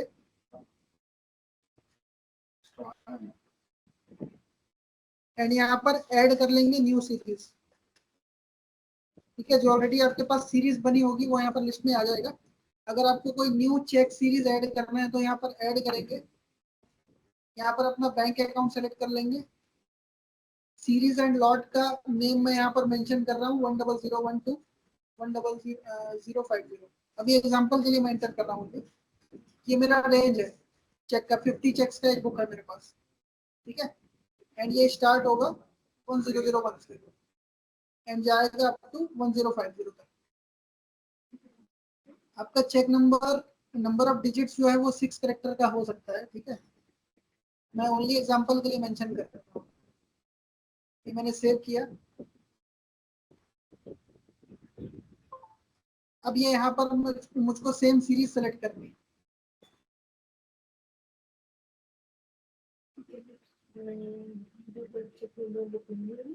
हाँ, मैनुअली भी आपके पास ऑप्शन है, यहाँ आप एंटर कर सकते हैं, बट सीरीज ऑप्शन है तो बेटर है ना। मेरे पास जो चेकबुक है, हाँ जो रनिंग है वो चेकबुक, आप मल्टीपल चेकबुक्स यहाँ पर सीरीज एंटर करके रख सकते हैं। सीरीज सेलेक्ट करेंगे एंड इसमें चेक नंबर जो है वो मैं ड्रॉप डाउन से सेलेक्ट कर लूँगा। ऐसा भी हो सकता है कि मैं थर्ड या फोर्थ चेक फिलअप करके तो टीयर करके दे देता हूँ, तो सीरीज में से मैं वही नंबर पिक करूँगा। अभी एग्जांपल के लिए जो मैं वेंडर की एंट्री कर रहा हूँ उसको मैंने सेकंड नंबर चेक दिया, तो सेकंड नंबर ही सेलेक्ट करूँगा। अब पे टू में यहाँ पर जो पार्टी का नेम है ये मैं मैनुअली टाइप कर दूँगा। ठीक है, एंड ओके। अब ये जो चेक डेटा ये मैंने डाल दिया एंड अप्रूव कर दिया। तो ये जो मैंने पेमेंट एंट्री डाली है ये वाया चेक किया है। ठीक है, और आपके चेक रजिस्टर में इसकी एक एंट्री सेव होगी। ठीक है, अभी फर्दर एक नया ऑप्शन मैं दिखाने वाला हूँ यहाँ पर। चेक सीरीज क्लियर है। एक चेक रजिस्टर का ऑप्शन है, आपके जितने भी पोस्ट डेटेड चेक्स हैं पेमेंट के या रिसीट के, ये अलग अलग रजिस्टर में सेव होते हैं। तो जितनी भी मैंने चेक से एंट्री की होगी उसका एक अलग सा रजिस्टर बन जाएगा। और अगेन इसमें आपके पास एक ऑप्शन ये है कि आप चेक को कॉपी तो अपलोड कर ही सकते हैं, इसका प्रिंट भी ले सकते हैं। ये कुछ इस तरीके से चेक का एक टेम्पलेट बनता है, आप अपने प्रिंटर से डायरेक्टली चेक का प्रिंटिंग ले सकते हैं। उसका एक टेम्पलेट बनता है, वो दिखा दे रहा हूँ।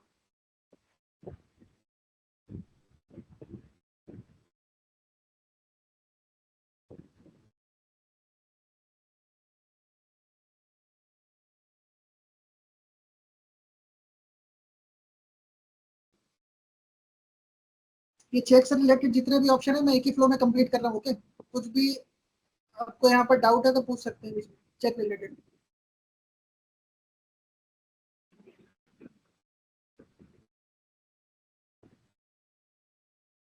देखो यहाँ पर चेक प्रिंटिंग का एक ऑप्शन है, ये आपको फॉर्मेट पहले से बना करके रखना पड़ेगा अपने। ठीक है, चेक प्रिंटिंग में आप जाएंगे, ड्रैग एंड ड्रॉप वाला ऑप्शन है, ये सिंपल मल्टीपल चेक फॉर्मेट आप बना करके रख सकते हैं। अगर मल्टीपल बैंक अकाउंट है तो सबका फॉर्मेट सेम हो जरूरी नहीं है, कहीं पर डेट लेफ्ट कॉर्नर में आता है, कहीं राइट कॉर्नर में।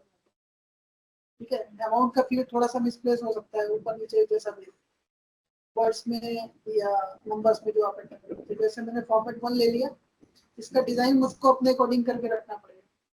बहुत सारे फील्ड इसमें दिए हुए एडिशनल, ऐसे तो ये सारे अलाउड नहीं होते। ठीक है, चेक नंबर पहले से प्रिंटेड रहेगा तो ये भी रिक्वायर्ड नहीं होगा।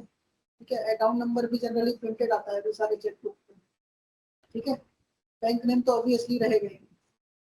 अकाउंट पे ही आप यहाँ पर मेंशन कर सकते हो, जो भी आप जिसके अगेंस्ट में पार्टी के अगेंस्ट में कर रहे हो उसका पे नेम ऑटोमेटिक आएगा। ठीक है, फॉन्ट सेटिंग में आपको जो भी छोटा बड़ा करना है या इसका पोजीशन चेंज करना है, आप सिंपल ऐसा उठा करके ड्रैग करके रख सकते हैं। ठीक है, एक बार सेव कर लेने के बाद, चेक सेटिंग सेव करने के बाद जब आप वहां पर प्रिंट में जाएंगे, चेक रजिस्टर में ये चेक आपको ओपन करना है और यहीं पर प्रिंट का ऑप्शन है, पोर्ट्रेट एंड लैंडस्केप। ये लैंडस्केप में मैं ओपन करूंगा और ये सीधा प्रिंटर से प्रिंट पे आ जाएगा। ठीक है, तो रहना जो मैनुअली बनाता है प्रिंटिंग हो जाएगा, चेक चेक का फॉर्मेटेड प्रिंट है, हो जाएगा। साइज दिया होगा चेक का, सब कुछ डालना पड़ेगा। आपका हाँ, चेक जो है वो printer हैंड नहीं, रिटन की जगह प्रिंट में है। सॉफ्टवेयर प्रिंट निकल जाएगा, वही दिखा रहे हैं।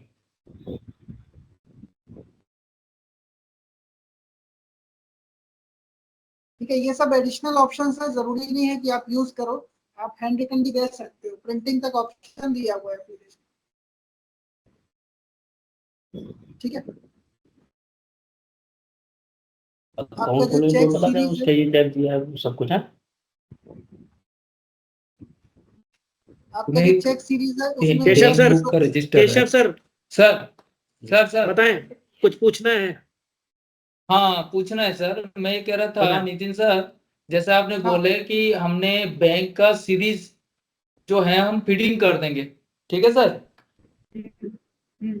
हाँ बोले, आगे हेलो। बोले सर, सुन रहे हैं, बोले आगे सुन रहे हैं। चेक का जो आगे हमने बोलिए। सीरीज वो फिटिंग कर देंगे, मान लीजिए कि एक चेक हमारा कैंसिल हो गया जो हम कंज्यूम कर नहीं पाए, वो सीरीज तो रह जाएगा बीच में। नहीं, उसके लिए भी आप चेक कैंसिल दिखा void, सकते हो ना। Cancel cheque. ना वो क्या ऑप्शन क्या है सर? देखो बता दो,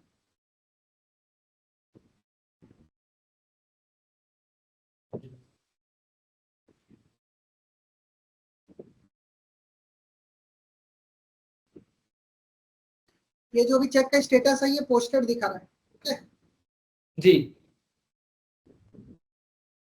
आपके पास एक ऑप्शन रहेगा पेमेंट्स में ही, जब आप पेमेंट को वॉइड करते हो ना तो ये ऑटोमेटिकली कैंसिल स्टेट में आएगा। चेक यूज हो गया बट कैंसिल अच्छा। हुआ, तो इसका जो स्टेटस शो करेगा ना, ये पोस्टेड की जगह कैंसिल है। हाँ तो सर वो रजिस्टर में हमें कैंसिल दिखाएगा ना, चेक कैंसिल बोल के। हाँ, कैंसिल यस सर, दिखाएगा। यस सर, कोई भी पेमेंट चेक पेमेंट कोई भी कैंसिल होती है, वॉइड होती है, वो आपको कैंसिल में दिखाएगा। अच्छा नितिन सर, जब हम सपोज हमने सीरीज डालना नहीं चाहते, हम मैनुअल एंट्री करेंगे चेक नंबर, अगर सीरीज का ऑप्शन दिया है तो बेटर है ना सर, आपको मैनुअली क्यों करना है? नहीं आपके बेटर पास एक तो है कंट्रोल सर, रहेगा लेकिन ना, एक्चुअली हाँ नहीं, आपके कभी पास कभी एक क्या कंट्रोल होता है कि रहेगा कि आपके मिसमैच। बुक में से कौन सा नंबर यूज हो चुका है, आपके पास काउंट रहेगा। अच्छा मैं दिखाता हूँ आपको, अभी जैसे ओके सेकंड नंबर यूज कर लिया ना मैंने। 1 मिनट मैं शो करता हूँ। नहीं कोई नहीं सर, अगर हमारे पास कैंसिल का ऑप्शन है कि वो चेक हम कंज्यूम नहीं कर रहे हैं, कैंसिल हो जाता है, तो कोई दिक्कत नहीं है फिर। हाँ वो समझ गया मैं, आप क्या कह रहे हैं। नितिन ये बोल रहा है विदाउट ट्रांजेक्शन चेक कैंसिल करना, फट गया चेक।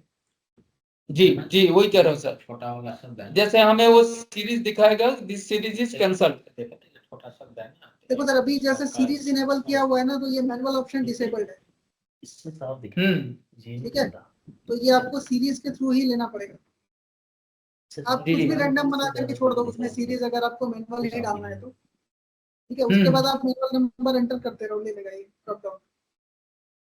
अभी देखो यहाँ पर लिस्ट में आपको 2 नंबर शो नहीं करेगा। जी ठीक है, मैं यहाँ पर 3 4 5 कुछ भी पिक कर सकता हूँ, 2 सर्च करूंगा तो ब्लैंक आएगा।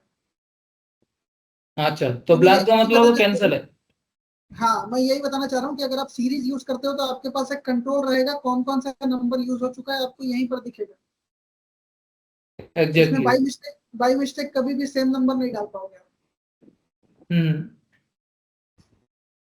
ठीक है, तो ये बेटर ऑप्शन तो सेम नंबर दोबारा डुअल यूज नहीं हो पाएगा, इसका मतलब है। नहीं होगा। सेम नंबर अगर यूज होगा तो दूसरे चेकबुक का यूज होगा, उसमें सीरीज का लॉट नया बनेगा। अच्छा ठीक है, अगर दूसरा सीरीज में यूज करता हूँ, उसका प्रीफिक्स होगा या जो भी होगा, उसमें से मैं 2 नंबर यूज कर सकता हूँ ऑब्वियसली। उस चेकबुक का 2 नंबर अगेन यूज नहीं होगा। हम्म। ठीक है सर। Okay done. ओके, तो यहाँ पर अभी पेमेंट एंड रिसीट में payments, receipt and cheque related options covered है। ठीक है, नेक्स्ट हम कवर करेंगे ट्रांसफर जो एंट्रीज है वो होंगी, और कॉन्ट्रा एंट्रीज पे आएंगे। Sorry, credit allocation, transfer entries, then इसके बाद क्रेडिट एलोकेशन पे कवर करेंगे। ठीक है, तो ट्रांसफर के लिए ये कॉन्ट्रा वाला जो ऑप्शन दिया हुआ है इस पे जाएंगे। जितने भी आपके इंटरनल ट्रांजेक्शन होंगे ना, बैंक या कैश रिलेटेड, कैश डिपॉजिट हो सकता है, कैश विड्रॉल हो सकता है, बैंक टू बैंक ट्रांसफर हो सकता है। ठीक है, तो यहाँ पर ऐड ट्रांसफर मनी आपको करना है, सेम वैसे ही जैसे आप पेमेंट या रिसीट कर रहे हैं। ठीक है, एंड इसमें सिंपली आपको अपना स्पेंट अकाउंट, ठीक है, रिसीट अकाउंट, जैसे मैं कैश विड्रॉ कर रहा हूँ तो बैंक टू कैश हो जाएगा। ठीक है, अभी यहाँ पर ट्रांसफर अमाउंट होगा। ठीक है, एंड रिसीट अमाउंट होगा। ये दोनों सेपरेट इसलिए दिया हुआ है क्योंकि जब मैं बैंक टू बैंक ट्रांजेक्शन करता हूँ तो मे भी कुछ कन्वीनियंस चार्जेस या कुछ भी additional internet handling fees, what ever the transaction है, बैंक चार्जेस कहीं पर भी डिडक्ट होता है। एग्जाम्पल के लिए जैसे 9,900 रुपीज मुझको रिसीव हुआ, तो ये 100 रुपीज जो है ये ऑटोमेटिकली बैंक चार्जेस में डिडक्ट होगा। तो इसका एक एडजस्टमेंट एंट्री आपको पास करना पड़ेगा, और यहाँ पर आपको अकाउंट बताना पड़ेगा कि ये कौन से अकाउंट में जाएगा।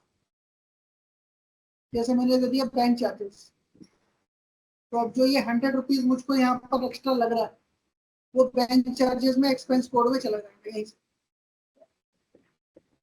ठीक है, और अगर ये सेम अमाउंट है, सेम एज ट्रांसफर अमाउंट, तो इसकी जरूरत ही नहीं है। 10,000 टू 10,000, ठीक है, जो भी अकाउंट में रिसीव हो रहा है उसमें एग्जैक्ट वही अमाउंट रिसीव होगा, आप सिंपल सेव कर।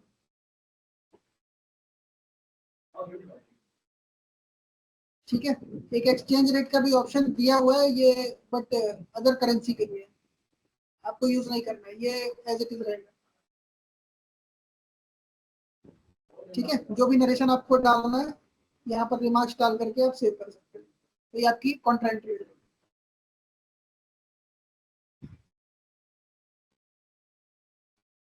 ठीक है सर, क्लियर है। Yes yes sir. ओके, तो payment receipt and Contra entries ये कंप्लीट है। अभी मैं क्रेडिट एलोकेशन बता रहा हूँ। नितिन, अगर कैश डिपॉजिट करना है तो क्या बैंक की जगह पे कैश सिलेक्ट करना पड़ेगा ना? ये जो एंट्री दिखा है वो कैश विड्रॉ का दिखा है। सर वॉइस बहुत कम है आपका, मैं समझ नहीं पा रहा हूँ, रिपीट करिए प्लीज। ये जो अभी एंट्री दिखा है हाँ वो कैश सर ये यहाँ पे विड्रॉ। कॉन्ट्रा ट्रांसफर मनी जो है वो कॉन्ट्रा है। हाँ, contra means cash bank to withdraw. Cash, bank to cash, cash to bank, और आपका बैंक टू बैंक, आप जो भी करोगे वो ट्रांसफर मनी के थ्रू अपना कॉन्ट्रा कोई भी ट्रांजेक्शन अकाउंट करोगे। जैसे मैंने कैश एंड बैंक में दिखाया आपको, ये 4 अकाउंट्स है मेरे पास, कॉन्ट्रा वाला एक बार ओपन कीजिए। कॉन्ट्रा इसमें से जा सकते हो आप ट्रांसफर। डिपॉजिट का कौन सा है? लेकिन वापस से कॉन्ट्रा खोल दो, कॉन्ट्रा। वही है, सेम हाँ ओपन। ठीक है ठीक है ठीक है। फ्रॉम अकाउंट में ड्रैग करो जरा, सारे के सारे मिलेंगे। जो फ्रॉम अकाउंट पे सिलेक्ट कर लेंगे वो 2 में विजिबल हाँ नहीं वो होगा। 2 में नहीं, जैसे मैंने यहाँ पर कैश इन हैंड ले लिया तो कैश इन हैंड यहाँ पर शो नहीं करेगा। ये अभी ओके, 4 ओके। अकाउंट है यहाँ पे, और जितने भी ट्रांसफर करना है वो आप उधर cash to bank, bank to cash, आपका इम्प्रेस टू कैश, जो भी करना है आपको, मतलब डन। ठीक है। अगर मल्टीपल बैंक अकाउंट्स है तो बैंक 1 से बैंक 2 भी जा सकता है, और उसी में एग्जैक्टली ये रिक्वायर्ड होगा, ट्रांसफर अमाउंट इसी अमाउंट अगर चेंज होगा।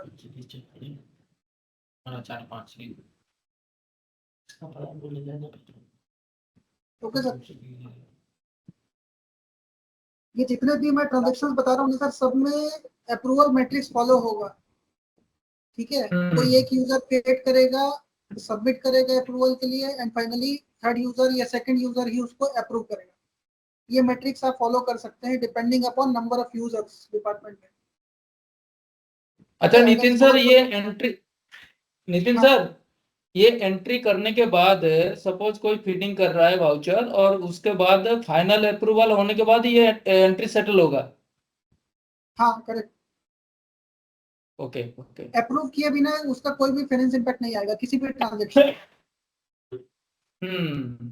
ठीक है, आप जीआरएन करो, परचेज इनवॉइस करो, पेमेंट, रिसीट, क्रेडिट एलोकेशन, कोई भी ट्रांजेक्शन हो, ठीक है, जब तक वो डॉक्यूमेंट अप्रूव नहीं होगा उसका कोई इंपैक्ट नहीं आएगा फाइनेंशियली या इन्वेंटरी कुछ भी। मान लीजिए कोई, ठीक है, और अप्रूव होने के बाद भी सर आपके पास एक प्रोविजन रहेगा कि आप उसको वॉइड या डिलीट कर सकते हो। ठीक है, या मॉडिफाई भी कर सकते हो, जिनके पास अप्रूवल का राइट्स है या परमिशन जिनको दिया हुआ है एडिट करने का, ओनली वो यूजर जो है वो मॉडिफाई हाँ, कर सकते हैं। जो अप्रूव अथॉरिटी है वो उसको अमेंड भी कर सकते हैं, डिलीट भी कर सकते हैं, है ना सर? हाँ करेक्ट करेक्ट। अभी करेंटली वैसे ही दिया हुआ है, बट ये भी हो सकता है कि अप्रूव का अथॉरिटी है बट अपडेट का नहीं है, वो भी हम हटा सकते हैं परमिशन। अच्छा, नहीं वो तो जब आप कॉन्फ़िगर करेंगे फाइनल, तो किसको अथॉरिटी देना है किसको नहीं देना है वो तो फिर आप डिसाइड करने के बाद ही करेंगे ना सर, करेक्ट, वही करेंगे सर। अपना यूनिट में, अपना कोई एक दो यूनिट ऑप्शन में। जो है, कोई एक दो ऑप्शन जो है वो यूनिट लेवल पे हम चेंजेस कर देंगे, लेकिन ऐसे जो कॉर्पोरेट से दिया हुआ है हमको मैट्रिक्स, हम वही फॉलो कर रहे हैं सारी प्रॉपर्टी ओके। आपके कॉर्पोरेट यूनिट से जो finalized है।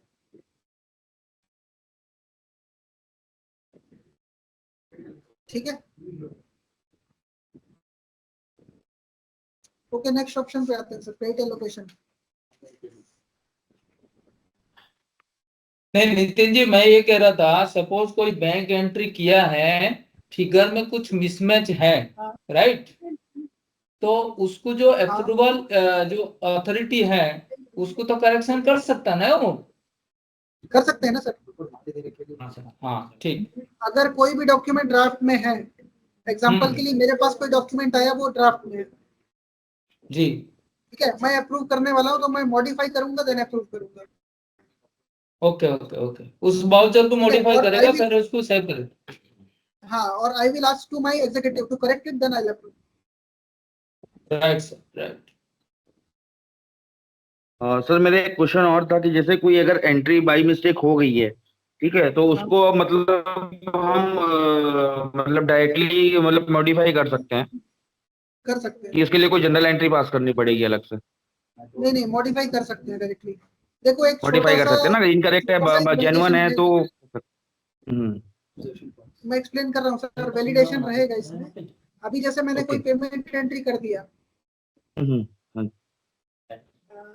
ये ओपन कर रहा हूँ, मैंने ऑन अकाउंट एक पेमेंट एंट्री किया हुआ है एंड ये ओनली पेमेंट है।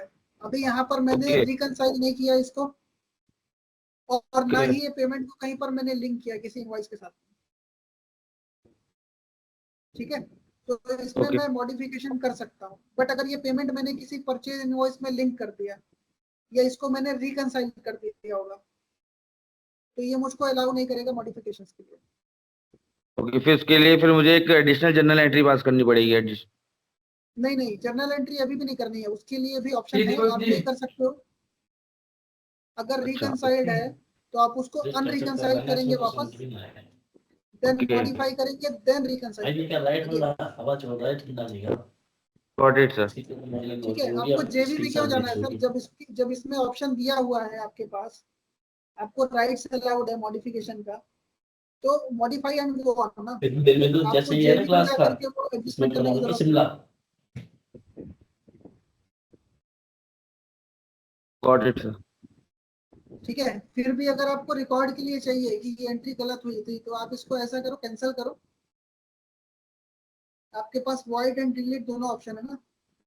वॉइड ओके, मींस कैंसिल, आप कैंसिल करोगे तो आपके पास लॉग बुक में ये पेमेंट नंबर रिकॉर्डेड रहेगा कि ये एंट्री कैंसिल हुई। ठीक है, second entry, fifth entry, 10th entry, जो भी सीरीज में नेक्स्ट आ रहा है वो आप एंट्री करोगे सेम एंट्री के लिए। ओके, ठीक है, ओके सर।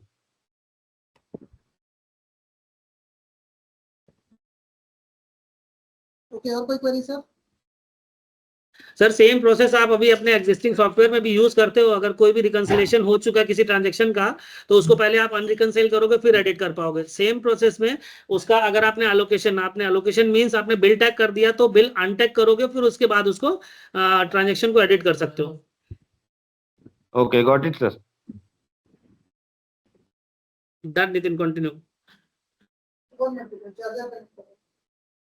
अरे आईडीएस के टर्म्स में जो समझा देंगे तो इनको अच्छे से समझ में आ जाएगी सारी चीजें, राइट सर, क्योंकि राइट सर। एग्जिस्टिंग। हाँ, हाँ वो समझ ठीक रहा है हूँ। सर, ठीक है। आईडीएस वाला टर्म तुम बताते जाओ ना, कोई प्रॉब्लम नहीं। नहीं नहीं, मैंने बोल दिया, ठीक है, कोई इशू नहीं।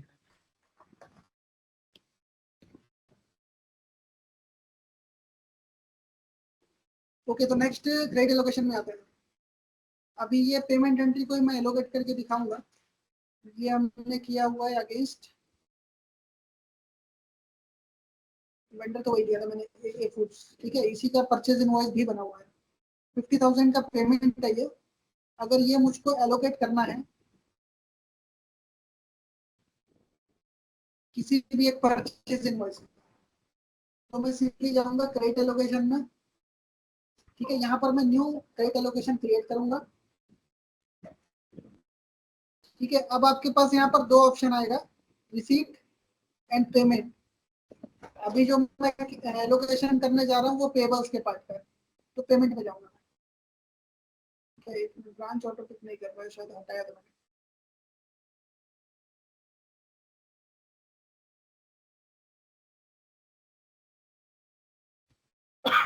रीओपन कर रहा हूँ।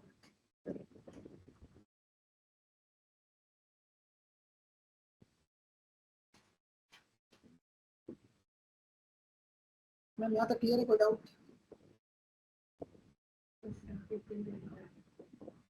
स्टार्टिंग से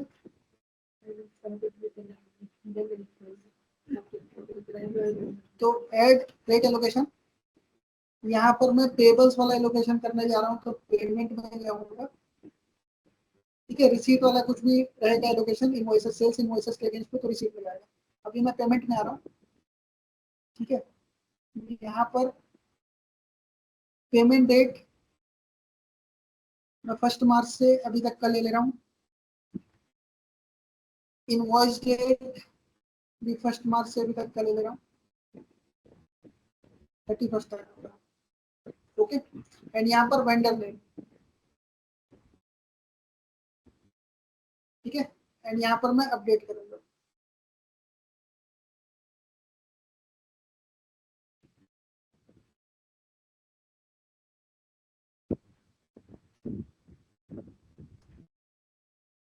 इसका सीरीज ऑटो पिक नहीं कर रहा है, मैनुअली डाल दे रहा हूँ।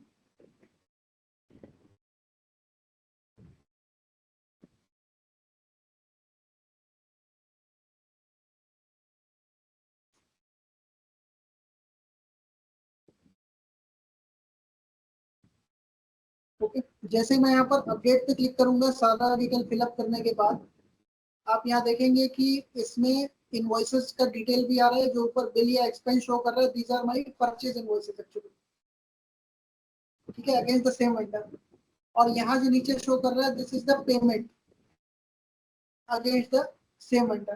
कोई भी अदर वेंडर का यहाँ पर पेमेंट या इनवॉइसेस शो नहीं करेगा, ठीक है। तो ये दोनों अभी अनएलोकेटेड है, एलोकेटेड वाला भी यहाँ पर शो नहीं करेगा। जो पेमेंट ऑलरेडी एलोकेट हो चुका है वो भी नहीं आएगा लिस्ट में, ठीक है। जो इनवॉइसेस पेड हो चुके हैं वो भी इस लिस्ट में शो नहीं करेगा। अब ये सब अनपेड है तो शो कर रहा है।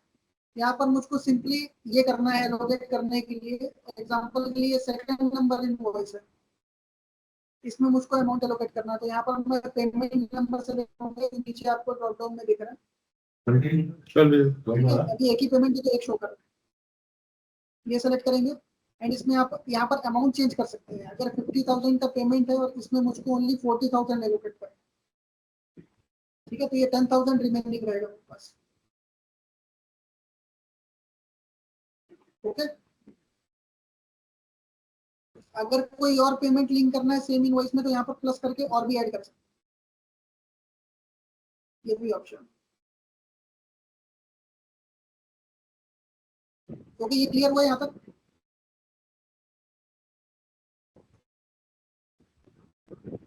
एक बार मैं स्टार्टिंग से बता देता हूँ, ठीक है, एंटर करने में एक बार मैं समझ स्टार्टिंग से आ रहा हूँ। ऐड क्रेडिट एलोकेशन, ठीक है। यहाँ पर सबसे पहले आपको चूज करना पड़ेगा पेमेंट, ठीक है। Allocation number, allocation number automatic आएगा, वो जब हम मास्टर सीरीज में डिफाइन कर देंगे तो अलोकेशन नंबर ऑटो आ जाएगा, कोई इशू नहीं है। क्योंकि अभी हाँ डिफाइन किया हुआ है, क्योंकि इसमें आप डेट रेंज अपने अकॉर्डिंग ले सकते हैं। आप जैसे फर्स्ट 5 डेज का सर्च कर रहे हैं तो फर्स्ट 5 डेज का सर्च करना, ठीक है। ये आपको पता होगा ना कि जैसे लास्ट मंथ तक का आपने लोकेशन कर लिया है तो वो डेट आपको डेट रेंज अगेन नहीं देना, ठीक है। ये करने के बाद आप अपडेट करो। अभी नीचे देखो फील्ड्स ब्लैंक है, जैसे ही मैं अपडेट करूंगा ये इनवॉइस आ जाएगा, पेमेंट्स आ जाएगा, ओके। आप चेंज कर करके सर्च कर सकते हैं। इनके साथ में गलती से गलत वेंडर ले लिया, ये आप हटा करके नितिन, एक इंस्ट्रक्शंस अपने बिल इनवॉइस का ट्रांजैक्शन अगर जेबी से पास हुआ है तो वो यहाँ पे रिफ्लेक्ट नहीं करेगा। हाँ वो मैं आ रहा हूँ, उसमें वेरिएशंस बता रहा हूँ, प्रोसेस कंप्लीट कर लेते हैं पहले, ठीक है। जैसे मैंने एंट्री किया था इसमें 40,000 ले लिया ओनली, एंड जैसे ही मैं अब इसको पोस्ट करता हूँ तो अभी हुआ क्या है, आपने पेमेंट अलग डाला हुआ था, इनवॉइसेस अलग डाला हुआ था। अब ये दोनों को मैंने लिंक कर दिया, ठीक है। अब जब मैं परचेज इनवॉइस वाले पेज पे जाकर के देखता हूँ, सेकंड नंबर इनवॉइस था ना वो, आपको यहाँ पर दिखेगा कि इतने बिल अमाउंट में से 40,000 यहाँ पर पेड है, ठीक है। आप इनवॉइस ओपन करके भी देख सकते हैं, यहाँ पर आपको पेमेंट एंट्री लिंक शो करेगा, ठीक है। और इस पेमेंट एंट्री को भी मैं इसी लिंक से ओपन कर सकता हूँ। ऑन अकाउंट पेमेंट की एंट्री आ गई और इसमें भी आपको शो कर रहा है कि इस बिल में 40,000 एलोकेट किया हुआ है, बाकी 10,000 जो है इसमें अनसेटल्ड है,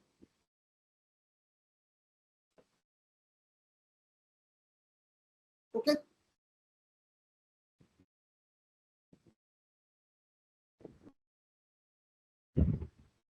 कोई क्वेरी इसमें या कोई डाउट?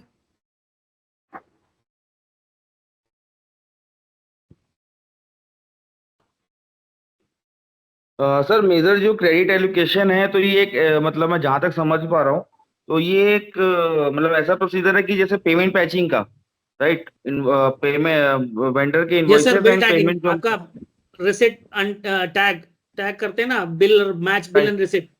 हाँ राइट सर, ये सेम वही चीज है ना। जी वही जी चीज़ जी है। जी, इसका इफेक्ट आपका एजिंग में आता है, ठीक है। लेजर अच्छा, इफेक्ट ओके तो ओके, आपका राइट सर। ट्रांजैक्शन के लेजर इफेक्ट तो ट्रांजैक्शन के साथ में आ जाएगा, लेकिन एजिंग में जो भी बिल टैग होगा उसके साथ में उसका इफेक्ट आएगा, पीरियड वाइज और टोटल में भी। ओके, मतलब जब तक क्रेडिट एलोकेशन हम नहीं करेंगे तो हमारे एजिंग में वो खड़ा रहेगा हमेशा। बिल्कुल ओके बिल्कुल हाँ बिल्कुल। Exactly exactly sir. Okay, got it sir. Nitin ji, आप इसको नितिन पेमेंट मैचिंग कह सकते हो, बिल टैगिंग कह सकते हो, आउटस्टैंडिंग क्लियरेंस कह सकते हो, जो भी वर्ड्स में हाँ आपको राइट, हाँ डिफरेंट है लिंकिंग वर्ड्स, क्लियर। बस सेम, लेकिन उसको सेम कॉन्सेप्ट वही है। ओके हाँ केशव सर आप कुछ पूछ रहे थे। हाँ हाँ हाँ, विजय जी मैं ये कह रहा था, सपोज हमने कोई वेंडर को क्रेडिट पीरियड फिक्स कर दिया 15 डेज, 1 मंथ, 2 मंथ, व्हाटएवर में भी, राइट। हाँ तो ऐसा कुछ ऑप्शन है क्या जो उसका ड्यू हो गया पॉपअप करेगा? नितिन, नहीं पॉपअप तो सर ऐसा नहीं करेगा, लेकिन जो आप मेंशन करके रखेंगे ना उसके अकॉर्डिंग इसमें आ जाएगा, परचेज इनवॉइस में ऑटोमेटिक आ जाएगा। मैं दिखा देता हूँ। नहीं नहीं नितिन जी मेरा कंसर्न ये है कि सपोज मेरे एक पार्टी का भूल गया, मैं दे नहीं पाया उसको चेक, तो उसका ड्यूज हो गया है, ओवर ड्यू दिखाएगा? ओवरड्यू दिखाएगा सर, लेकिन रिपोर्ट में आएगा, कोई पॉपअप नहीं है। आपके पास रिपोर्ट है जिसको आपको फ्रिक्वेंटली चेक करते रहना पड़ेगा। अच्छा, जो क्रेडिटर आउटस्टैंडिंग निकालेंगे उसमें एजेंट में दिखाएगा? एग्जैक्टली आपको उसमें मिल जाएगा, और ये जो लिस्टिंग है आपके पास इसमें भी हाँ, सर पीरियड दिया हुआ ड्यू डेट का। ओके ये ड्यू है, okay due number of days, due date, ये आपको सब शो करेगा। ठीक है, ठीक। तो आप इसको इनेबल करके रख सकते हो, आपको यही दिखता रहेगा कितना अमाउंट ड्यू है, किस डेट से ड्यू है। Okay sir. डेट का भी मिला जाएगा इसमें। ठीक है सर।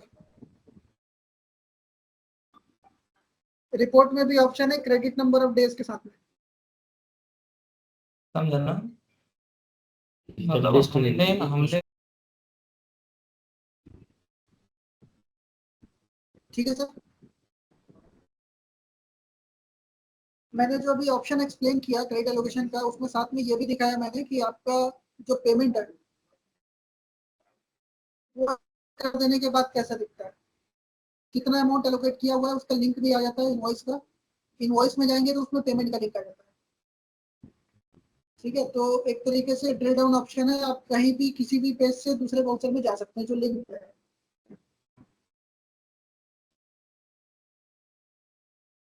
ठीक है, जैसे ये वाला ऑप्शन दिखाया।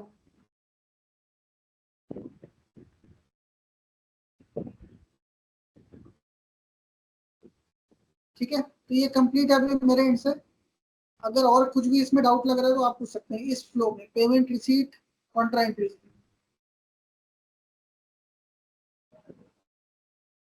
Nitin ji, contra entry bank to bank, bank to cash, cash to bank. Sir जैसे आप अभी एग्जिस्टिंग सॉफ्टवेयर में पास करते हो, सेम प्रोसेस है। हाँ, सेम ठीक है, प्रोसीजर, ओके सेम प्रोसेस है। Any combination you can take sir for all of your internal accounts. Cash or okay bank. Sir. ठीक है, अभी यहाँ तक में कोई भी कंफ्यूजन नहीं है ना, क्योंकि मैं थोड़ा सा कंफ्यूज करने वाला हूँ अभी। सर अभी कंफ्यूजन तो नहीं, लेकिन अभी सर कह रहे थे विजय सर 4:30 सर 4:30 हो गया, चाय मंगवा लीजिएगा, थोड़ा सा कंफ्यूजन अभी आएगा। हाँ, चाय तो मंगा दिए फ्रेश सर आप। फ्रेश फ्रेश Sorry, हाँ, थोड़ा सा आप- फ्रेश हो जाइएगा।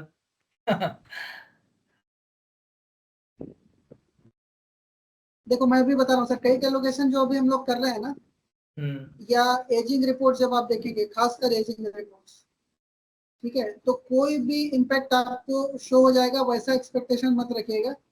आपको ट्रांजैक्शन प्रॉपर करना पड़ेगा। जैसे मैं अभी बता रहा हूँ कि सप्लायर के अगेंस्ट में कोई भी क्रेडिट बैलेंस जो है वो ओनली परचेज इनवॉइस से जाना चाहिए। इसके लिए कभी भी जेबी पास नहीं होगा। ओके सर, हाँ मैं यही पूछना जी जी।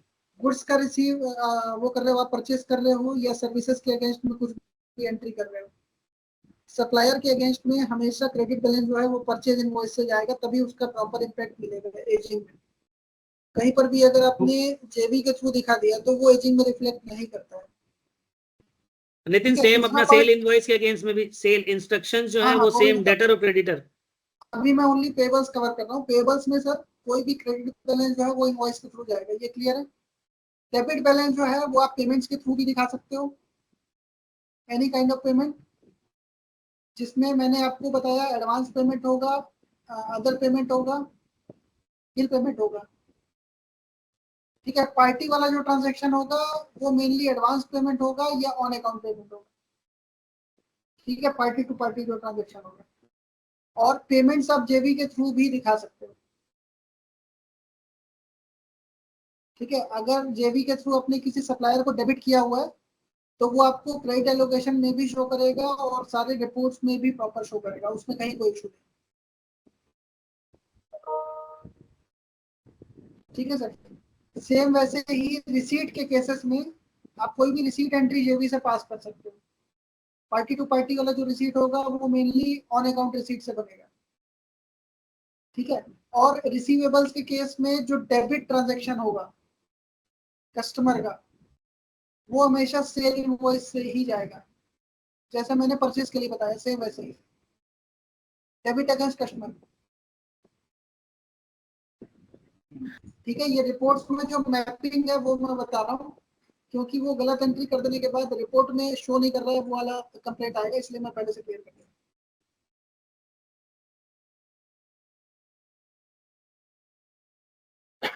ओके सर,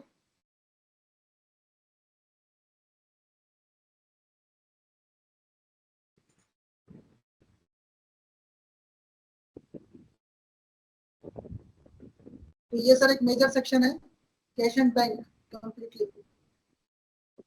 ठीक है, including cheque related options and credit allocation.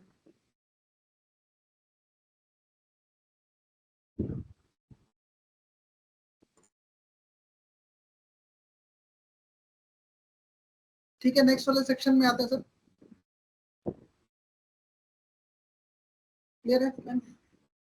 Next section is expense and journals. ठीक है, इसमें आपको ऑप्शन बहुत सारे एडिशनल शो कर रहे हैं, बट एक्सपेंसेस आपको यूज नहीं करना है, क्योंकि एक्सपेंसेस आप बुक करेंगे परचेज इनवॉइसेस के थ्रू। ठीक है, कमीशन आपके केस में रिक्वायर्ड नहीं होगा, एसेट्स अभी आप यूज नहीं करेंगे। इसमें मेनली आएगा जर्नल्स, जिसमें मैनुअल जर्नल आप यूज करेंगे, दिस ऑप्शन। एंड एक ऑप्शन आपके केस में यूज होगा कंजम्पशन जर्नल, जो मैंने प्रोक्योरमेंट के फ्लो में दिखाया था। नॉन स्टॉकेबल आइटम्स का जो कंजम्पशन जाएगा वो जीआरएन से चला जाएगा, उस केस में भी एक कंजम्पशन जर्नल पोस्ट होता है। और स्टॉकेबल आइटम्स का जो इशू होगा वो एमटीएन से जाएगा, तो उसका कंजम्पशन जो है वो एमटीएन के रेफरेंस से पोस्ट होगा। बट सारे कंजम्पशन जो है वो पोस्ट होते हैं कंजम्पशन जर्नल, इस तरीके से इसमें उसका डिफरेंस आ जाता है डॉक्यूमेंट का। ठीक है, आइटम डिटेल्स, डॉक्यूमेंट रेफरेंस, जैसे ये जीआरएन से गया शो कर रहा है। ठीक है, एंड उसका inventory account and consumption account details. ठीक है, तो ये ऑटो पोस्ट होता है, इसमें आपको मैनुअली जाकर के कुछ भी पोस्ट नहीं करना। बट इन केस कोई करेक्शन है, आपने ऑलरेडी कोई इशू दिखा दिया डॉक्यूमेंट मतलब आइटम्स का, और उसमें कंजम्पशन चला गया, तो एमटीएन आप तब तक एडिट नहीं कर पाओगे जब तक कि कंजम्पशन नहीं है। तो इसके लिए ये ऑप्शन बता रहा हूँ आपको, कंजम्पशन जर्नल में जाकर के वो एंट्री पहले हटानी पड़ेगी, then you can correct the reference document जो यहाँ पर आ रहा है। ठीक है, जैसे ही आप करेक्ट करते हो ये कंजम्पशन ऑटो पोस्ट हो जाएगा इशू करेक्ट करने के बाद। ठीक है, तो इस पार्ट में मेनली आपको ये कवर करना है, मैनुअल जर्नल जेबी। ठीक है, जो आपकी जर्नल एंट्रीज होंगी वो यहाँ से पोस्ट करनी। तो मैनुअल जर्नल में जाकर के ऐड जर्नल करेंगे। ठीक है, अभी ये जो ऑप्शन है शायद ही जरूरत है किसी को भी एक्सप्लेन करने का। ठीक है, ऑलरेडी सबको पता ही है, आपका अकाउंट मेंशन होता है, डेबिट अमाउंट मेंशन होता है, क्रेडिट अमाउंट मेंशन होता है। ठीक है, जो भी नरेशन है वो मेंशन होता है, और बाकी वही सिमिलर फील्ड्स है, ओनली यूआई नहीं होगा। जो इसमें एडिशनल ऑप्शन है वो मैं कवर करता हूँ। ठीक है, एडिशनली इसमें ऑप्शन दिया हुआ है ऑटो रिवर्सिंग डेट। आपका अगर जेवी का रिवर्सल आपको पोस्ट करना है और वो ऑटो करना है, तो वो आप डेट पहले से मेंशन करके रख सकते हैं। एग्जांपल के लिए जैसे मंथ के स्टार्टिंग में मैंने ये एंट्री पोस्ट कर दी, और ये मंथ एंड में मुझको रिवर्सल करना है, ये प्री प्लान है, तो आप रिवर्सल डेट मेंशन करके छोड़ दो, एप्लीकेशन उसकी एक रिवर्सल एंट्री ऑटो पोस्ट करेगा। जितने भी अकाउंट्स मेंशन होंगे नीचे और जितना भी उसका डेबिट या क्रेडिट अमाउंट होगा वो रिवर्स हो जाएगा एज ऑन दिस डेट। ठीक है, और उसका नरेशन भी ऑटो पोस्टेड रहेगा जो कि मेंशन करेगा कि reversal against this journal number, जो भी जर्नल नंबर आप पोस्ट कर रहे हैं।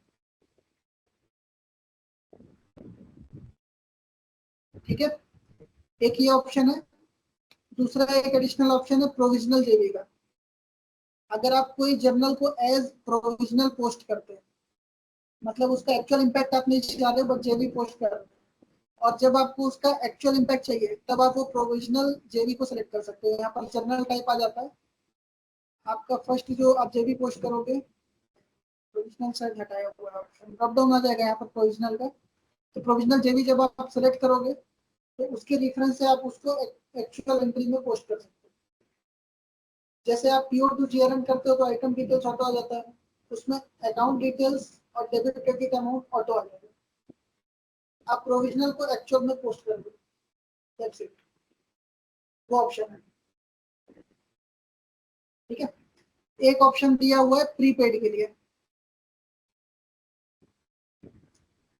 ठीक है, प्रीपेड में क्या होता है कि आपका जो भी प्रीपेड एक्सपेंसेस है, लाइक एनुअल मेंटेनेंस है, अभी गार्डन का क्लीनिंग चल रही है सपोज करें, जो कि आपने कॉन्ट्रैक्ट दे दिया ईयर के स्टार्टिंग में, और वो पूरे ईयर हर मंथ एक अमाउंट जो है उसमें डिडक्ट होता रहेगा, prepaid expense to actual expenses, हर मंथ या क्वार्टरली, जैसा भी आपको अपने फाइनेंस में दिखाना है।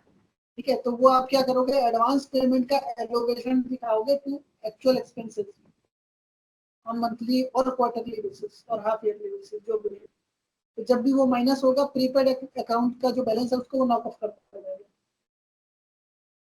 ठीक है, ये मैनुअली फॉलो होता है, हम उसको ऑटोमेट कर रहे हैं, सिंपल। तो ऑटोमेशन में क्या होगा कि यहाँ पर प्रीपेड जैसे मैंने सेलेक्ट किया, अकाउंट ले लिया यहाँ पर मैंने प्रीपेड,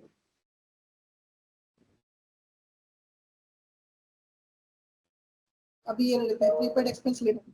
अगर लिनन के लिए मैंने वन शॉट पेमेंट कर दिया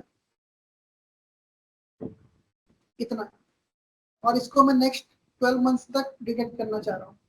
ठीक है, जिस भी बैंक अकाउंट से पे किया वो अगेंस्ट एंट्री चली जाएगी उसकी। प्रीपेड सेटिंग में बस आपको ये करना है, ये ओपन करके इसका पोस्ट अकाउंट मिल जाएगा, जो उसका एक्चुअल एक्सपेंस है वो किस एंट्री मतलब किस अकाउंट में जाएगा। ठीक है, ये जाएगा एक्सपेंस कोड।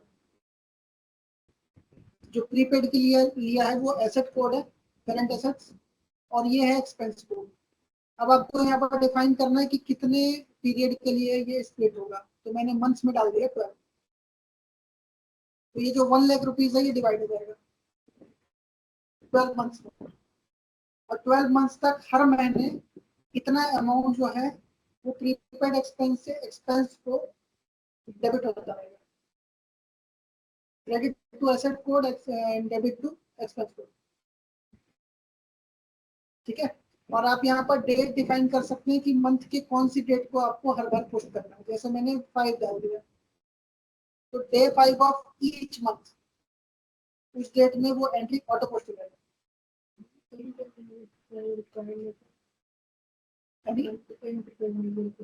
मंथ एंड में चाहिए तो मंथ एंड डाल दो आप, 31st कर दो। अरे नितिन भाई, ये तो एक बार एंट्री पोस्ट कर दो, पूरे साल बैठ के देखते रहो बस, ऐसा है क्या? हाँ, वही करना है। मतलब काम कम हो गया है। काम कम हो गया, यस।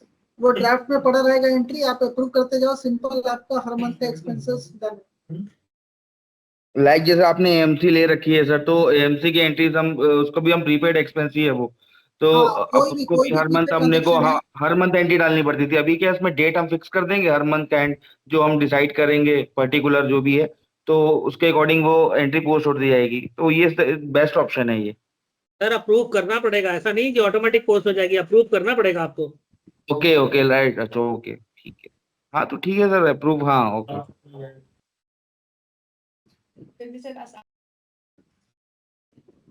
ठीक है ना। ओके अभी इसी में सर एक ऑप्शन और बता रहा हूँ, ये तो मैंने बताया प्रीपेड वाला। प्रीपेड वाले में क्या होगा, एक बल्क अमाउंट जो है वो हर मंथ एलोकेट होता जाएगा। ठीक है, एक ऑप्शन रिपीटिंग का भी दिया हुआ है। अगर आपको same journal entry same amount की सेम कोड में डेबिट या क्रेडिट हर मंथ करनी, ठीक है, तो रिपीटिंग मैनुअल जर्नल में आप first journal date, repeating frequency, ये सब मेंशन कर सकते हैं। एग्जांपल के लिए मैंने 5 डाल दिया, मंथ्स डाल दिया, तो अप टू नेक्स्ट 5 मंथ्स ये सेम एंट्री रिपीट हो जाएगी। ठीक है, आपके बताए हुए डेट पे ये जो जर्नल डेट आएगा सेम उसी डेट पर कर सकते हो, स्टॉप हो जाएगा। मैनुअली ओपन करके स्टॉप करोगे, उसमें ऑप्शन आ जाएगा। एक जनरल एंट्री में करके दिखा दूंगा, ठीक है, सेपरेट कर लेंगे, उसमें एक स्टॉप का ऑप्शन आएगा, तो वहीं पर आप स्टॉप कर सकते हो। इन केस आपको कंटिन्यू नहीं करना है तो भी स्टॉप हो जाएगा बीच में। चलिए ओके, नितिन जी, हाँ बोलिए सर। सर थोड़ा इंटरप्ट कर रहा हूँ यहीं पे, मुझे थोड़ा रोकना पड़ेगा आपको, क्लियरिटी नहीं हुआ मेरा। एक हाँ बोलिए ना।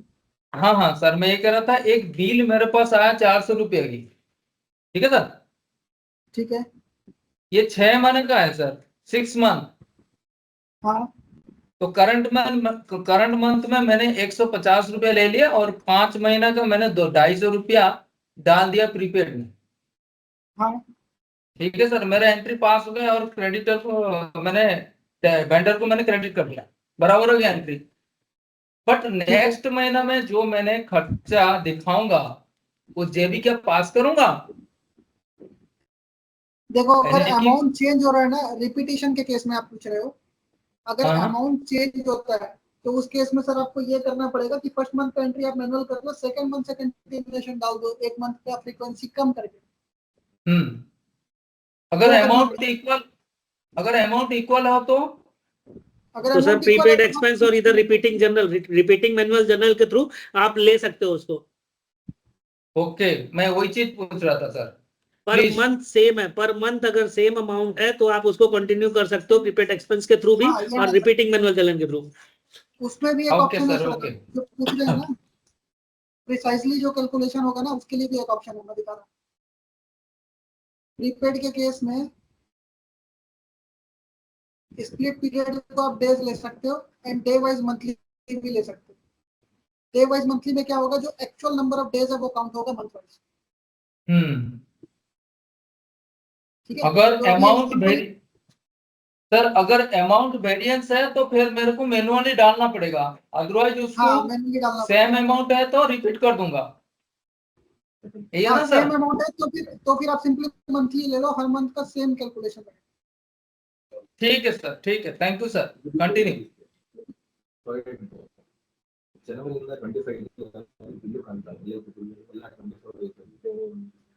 ठीक है, तो ये जो रिपीटिंग मैनुअल जर्नल वाला मैंने ऑप्शन बताया ना, सेम चीज आपके पास सर परचेज में भी है। ये परचेज में एक्सप्लेन नहीं कर पाया था मैं। ठीक है, परचेज में भी आपके पास एक ऑप्शन है रिपीटिंग परचेज इनवॉइस। तो जो आपका एक्सपेंस एंट्री होगा, लाइक रेंट है, अगर हर मंथ सेम रेंट इनवॉइस आपको जनरेट करना है, सेम अमाउंट का सेम डिटेल के साथ में इनवॉइस मिलेगा, तो आप उसको रिपीटिंग में डाल करके छोड़ दो कि रेंट की एंट्री हो जाएगी एक्सपेंस की। ठीक है, इसमें भी सेम वही आपको रिपीटिंग फ्रीक्वेंसी जो भी है मेंशन करना पड़ेगा। 12 मंथ्स का डाल दिया मैंने, तो but sir ledger ledger hello sir, but वो लेजर में इम्पैक्ट आफ्टर अप्रूवल के बाद ही होगा ना? हाँ, आफ्टर अप्रूवल के बाद ही होगा। Okay okay, got it. ठीक है, कोई भी जो ऑटो एंट्री क्रिएट होगी ना वो ड्राफ्ट में ही रहेगी, आप अप्रूव करोगे देन उसका इम्पैक्ट जाएगा। ठीक है, आपका एफर्ट इसमें ये कम हो जाएगा कि आपको मैनुअली वापस करना है, सप्लायर नेम सेलेक्ट करना है या डेट डालना है, वो सब नहीं करना पड़ेगा, एंट्री जनरेटेड मिलेगी इस पेज पे।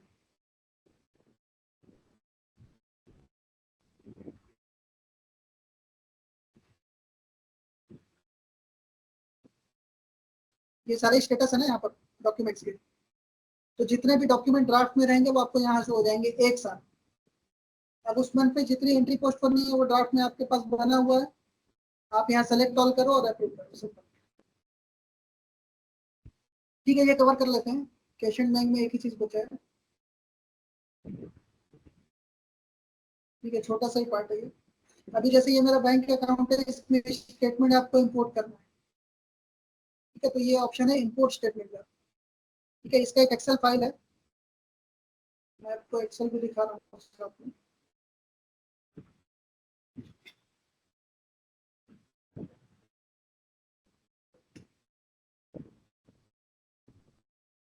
ये फॉर्मेट है। ठीक है, आपको वहां से डाउनलोड करके भी मिल जाएगा, या मैनुअली भी आप बना सकते हो। सिंपल आपका डेट, वैल्यू डेट या ट्रांजैक्शन डेट होगा, ये नरेशन का कॉलम है। ठीक है, देन डेबिट या credit amount and available balance in your bank account. ठीक है, सिंपल सा इतना सा ही फील्ड चाहिए होता है। कुछ कुछ बैंक के स्टेटमेंट में आपको ये कॉलम मर्ज करके मिलता है। अमाउंट का एक कॉलम होता है और उसमें मेंशन होता है डेबिट है या क्रेडिट है। तो उस केस में बस आपको ये करना पड़ेगा कि डेबिट अमाउंट और क्रेडिट अमाउंट सेपरेट करना पड़ेगा। बाकी मोस्टली बैंक्स का फॉर्मेट यही होता है। ठीक है, आप यहाँ पर भी जब जाएंगे एप्लीकेशन में, तो इंपोर्ट स्टेटमेंट में आपको यही फील्ड शो करेगा कि क्या क्या मैंडेटरी है। ठीक है, इसमें लिखा हुआ है ये मैंडेटरी है, ये मैंडेटरी है, एंड आपका अवेलेबल बैलेंस मैंडेटरी है। ठीक है, बाकी फील्ड्स डिपेंडिंग अपॉन ट्रांजैक्शन आप स्किप कर सकते हो। और ये आपको डाउनलोड करना है तो यहीं से डाउनलोड हो जाएगा सेम फॉर्मेट। इंपोर्ट करने के लिए यहाँ पर लोड फाइल करेंगे, एंड ये जो सेम फॉर्मेट है ये मैं सेलेक्ट कर लूंगा। ठीक है, तो अगर आपका जो हेडर्स है वो सही दिया हुआ है, ठीक है, सेम नाम से, तो ये ऑटो पिक कर लेगा। अदरवाइज आप यहाँ पर ड्रॉप डाउन से भी सेलेक्ट कर सकते हैं। ठीक है, ये कर लेने के बाद आप टेस्ट इंपोर्ट करेंगे। अगर आपका फॉर्मेट सपोर्ट कर रहा है, सभी डिटेल्स करेक्ट है, कहीं पर कोई एरर नहीं है, तो ये ग्रीन में आपको शो करेगा। अदरवाइज एरर आपको शो करेगा। ठीक है, और ओके है तो just click on go for import, ये आपका स्टेटमेंट इंपोर्ट हो जाएगा। ठीक है, अब जो स्टेटमेंट इंपोर्ट हो गया है, आपके पास दो ऑप्शन है रिकंसाइल करने के लिए। बैंक टू बुक सर्च आप कर सकते हो या बुक टू बैंक सर्च कर सकते हो। ठीक है, इसमें फिल्टर ऑप्शंस भी है, date range wise, amount wise, या सजेशन का भी ऑप्शन है। नितिन भाई clear clear, books to bank का क्या मीनिंग है, बैंक्स टू बुक का क्या मीनिंग है, और वो बैंक स्टेटमेंट के थ्रू मैच कराएंगे तो उसका मीनिंग। हाँ हाँ, वो एक्सप्लेन कर रहा हूँ। बैंक टू बुक में क्या होता है, आप बैंक के रेफरेंस से बुक की एंट्री सर्च करते हैं, आपको लिस्ट में बैंक के ट्रांजैक्शन शो करेगा, और आप बुक की एंट्री सर्च करके उसको रिकंसाइल करेंगे। ये उसी का रिवर्स ऑप्शन है, सेकंड वाला, बुक के रेफरेंस से बैंक की एंट्री सर्च करेंगे। ठीक है, जब आप सजेस्ट मैच पे क्लिक करते हो तो depending upon this filter amount and date, आपको वो सजेशन शो करेगा जो अमाउंट एग्जैक्ट मैच कर रहा है और डेट मैच कर रहा है। अगर वो मैच करेगा तभी सजेशन में आएगा, अदरवाइज नहीं। ठीक है, यहाँ पर आप फाइंड एंड मैच पे भी सर्च कर सकते हो। जितने भी ट्रांजेक्शन्स यहाँ पर रिलेटेड मिलेंगे सेम डेट पे, वो आपको सजेशन में शो करेगा। बट आप अगेन क्रॉस चेक कर सकते हो, जैसे अमाउंट अलग है, ये अलग है, तो ये रिकंसाइल नहीं होगा। ठीक है, सिमिलर एक एंट्री लेना पड़ेगा वो दिखाने के लिए। ठीक है, आपको बस सिंपल करना ये है, यहाँ पर जैसे ही अमाउंट मैच कर जाता है, अभी तो मैच नहीं करना है, अगर ये मैच करेगा तो ये रिकंसाइल वाला बटन आपको ऑन मिलेगा। रिकंसाइल पे क्लिक करते ही आपका ये जो ट्रांजैक्शन है स्टेटमेंट में और बुक में रिकंसाइल लिंक हो जाएगा। ठीक है, और इसके बेसिस पे आपको आपका बैंक रिकंसिलिएशन समरी मिल जाएगा, एक रिपोर्ट है लेकिन जिसमें और आपको शो करेगा कितनी लेकिन और एक बार रिपीट करो यहाँ पे, टैली कैसे समझ, कहाँ पे कैसे मालूम पड़ेगा टैली हुआ है? टैली हो रहा है तो यहाँ पर अमाउंट शो करेगा ना सर, सेम अमाउंट, कहाँ ये पे ऊपर जो अमाउंट शो कर रहा है अच्छा हाँ 90,000 3271, इस अमाउंट से इस अमाउंट को मैच करना पड़ेगा। Okay okay. ठीक है, अभी मैंने डमी एक डाल दिया मेरे पास ऑलरेडी, जो स्टेटमेंट का फॉर्मेट बना हुआ था उसको। डन। ठीक है, अगर सेम मतलब अमाउंट लेता हूँ तो अभी इसके हिसाब से रिको नहीं हुआ है, मतलब टैली नहीं हुआ है, डिफरेंस है।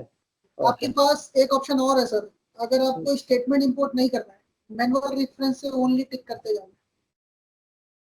ठीक है, नहीं स्टेट वो भी एक ऑप्शन है।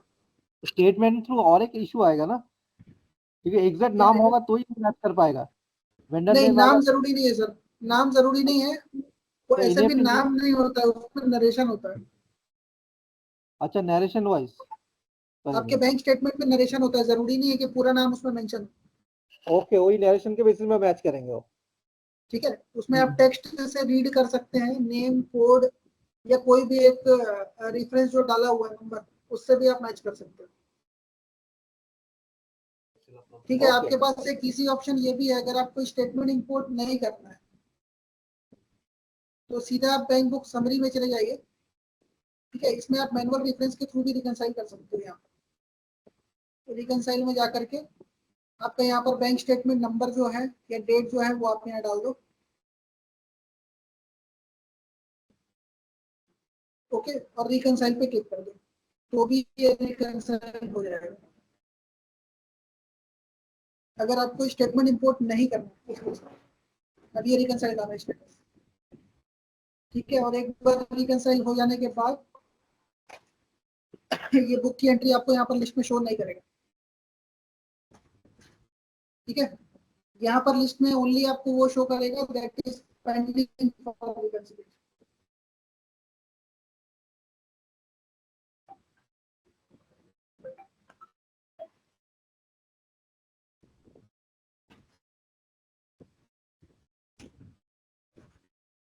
नितिन भाई, अब इजीएस्ट वे जो ये अभी तक यूज करते आए हैं उनको वो दिखा दो। बुक्स टू बैंक मींस इनको बैंक से कोई मतलब नहीं है। मैनुअल हाँ रेफरेंस बताया मैंने, हाँ, अभी बुक्स टू बैंक जाएंगे। मैनुअल रेफरेंस तो बताया अभी मैंने, जो एंट्री किया ये मैनुअल रेफरेंस अच्छा, है, यहाँ से भी आप कर सकते अगर हो। और इस पेज से हाँ, भी अगर आप रिकंसाइल करते हो तो यहाँ पर भी आपको वही मेंशन करना है। यहाँ ठीक है नरेशन ठीक आ है। जाएगा, डेट ऑटोमेटिक ले लेगा और ये रिकंसाइल करेगा, ये भी रिकंसाइल हो जाएगा। इसमें अभी आप नितिन मैनुअली सर, क्या करते हो, आपकी नितिन सर, प्रिंटेड शीट हाँ रहता है। केशव सर। हाँ मैं विजय सर ये कह रहा था कि सर जो बता रहे हैं एक्सपोर्ट वाली स्टेटमेंट से हमारा बैंक को हिट कर जाएगा डायरेक्ट होस्ट बुक्स में, ये नहीं कई नहीं, बार क्या ऐसा नहीं होता बताया, है। ऐसा नहीं बताया उन्होंने। ठीक है, हाँ उन्होंने बताया कि आपने अपने बैंक स्टेटमेंट को इंपोर्ट किया तो बैंक में जो एंट्री थी आपकी एक वर्चुअल बैंक स्टेटमेंट की एंट्री खड़ी हो गई, आपको अपनी बुक्स की ट्रांजेक्शन से उसको मैच करा के रिकंसाइल करना है। दैट्स ठीक है, what I am telling to you sir. हाँ समटाइम्स क्या होता है कि हमारा बुकिंग जो आया था केशव के नाम से आया था और पैसे दे रहा हरीश, हाँ तो उस केसेस में हमने तो अगर आप रिकंसिलेशन करेंगे तो केशव का अकाउंट तो बनी हुए ना सर हमारा बुक्स में। सर, ये मैनुअल अंडरस्टैंडिंग है ना, आप इसको मैनुअली उसको प्रॉपर मैनेज करके जाओगे। ठीक वही है, कह रहा कि था सर, ट्रांजेक्शन किधर वही। गया था और वो किस में गया, उसका जी जी जी, पेमेंट किधर गया या रिसिट किधर गया। वही विजय जी, मैंने वही बात कह रहा था, इसको मैनुअली चढ़ाना पड़ेगा। वो आपकी चॉइस है सर, आपकी चॉइस है, आप मैनुअली बुक्स टू बैंक करके जाओ या स्टेटमेंट के थ्रू करके जाओ। ठीक है, वो आपके ओके, जैसे कंफर्ट के अकॉर्डिंग है, जैसा आपका सूट करता है आपको। ठीक है, हम्म, ट्रांजेक्शन के अकॉर्डिंग। ठीक है सर सर, मेरा एक कंटिन्यू क्वेरी है यहाँ प्लीज। पर, एक चीज बताइए सर, ऐसे कितने चांसेस है कि सेम डेट में 2 या 3 मल्टीपल पार्टी के पास पेमेंट आ गया और उसका अमाउंट सेम हो।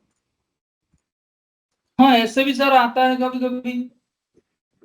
मान लीजिए सर मेरे ख्याल से एक बहुत बुकिंग, बहुत रेयर होगा ऐसा ट्रांजेक्शन।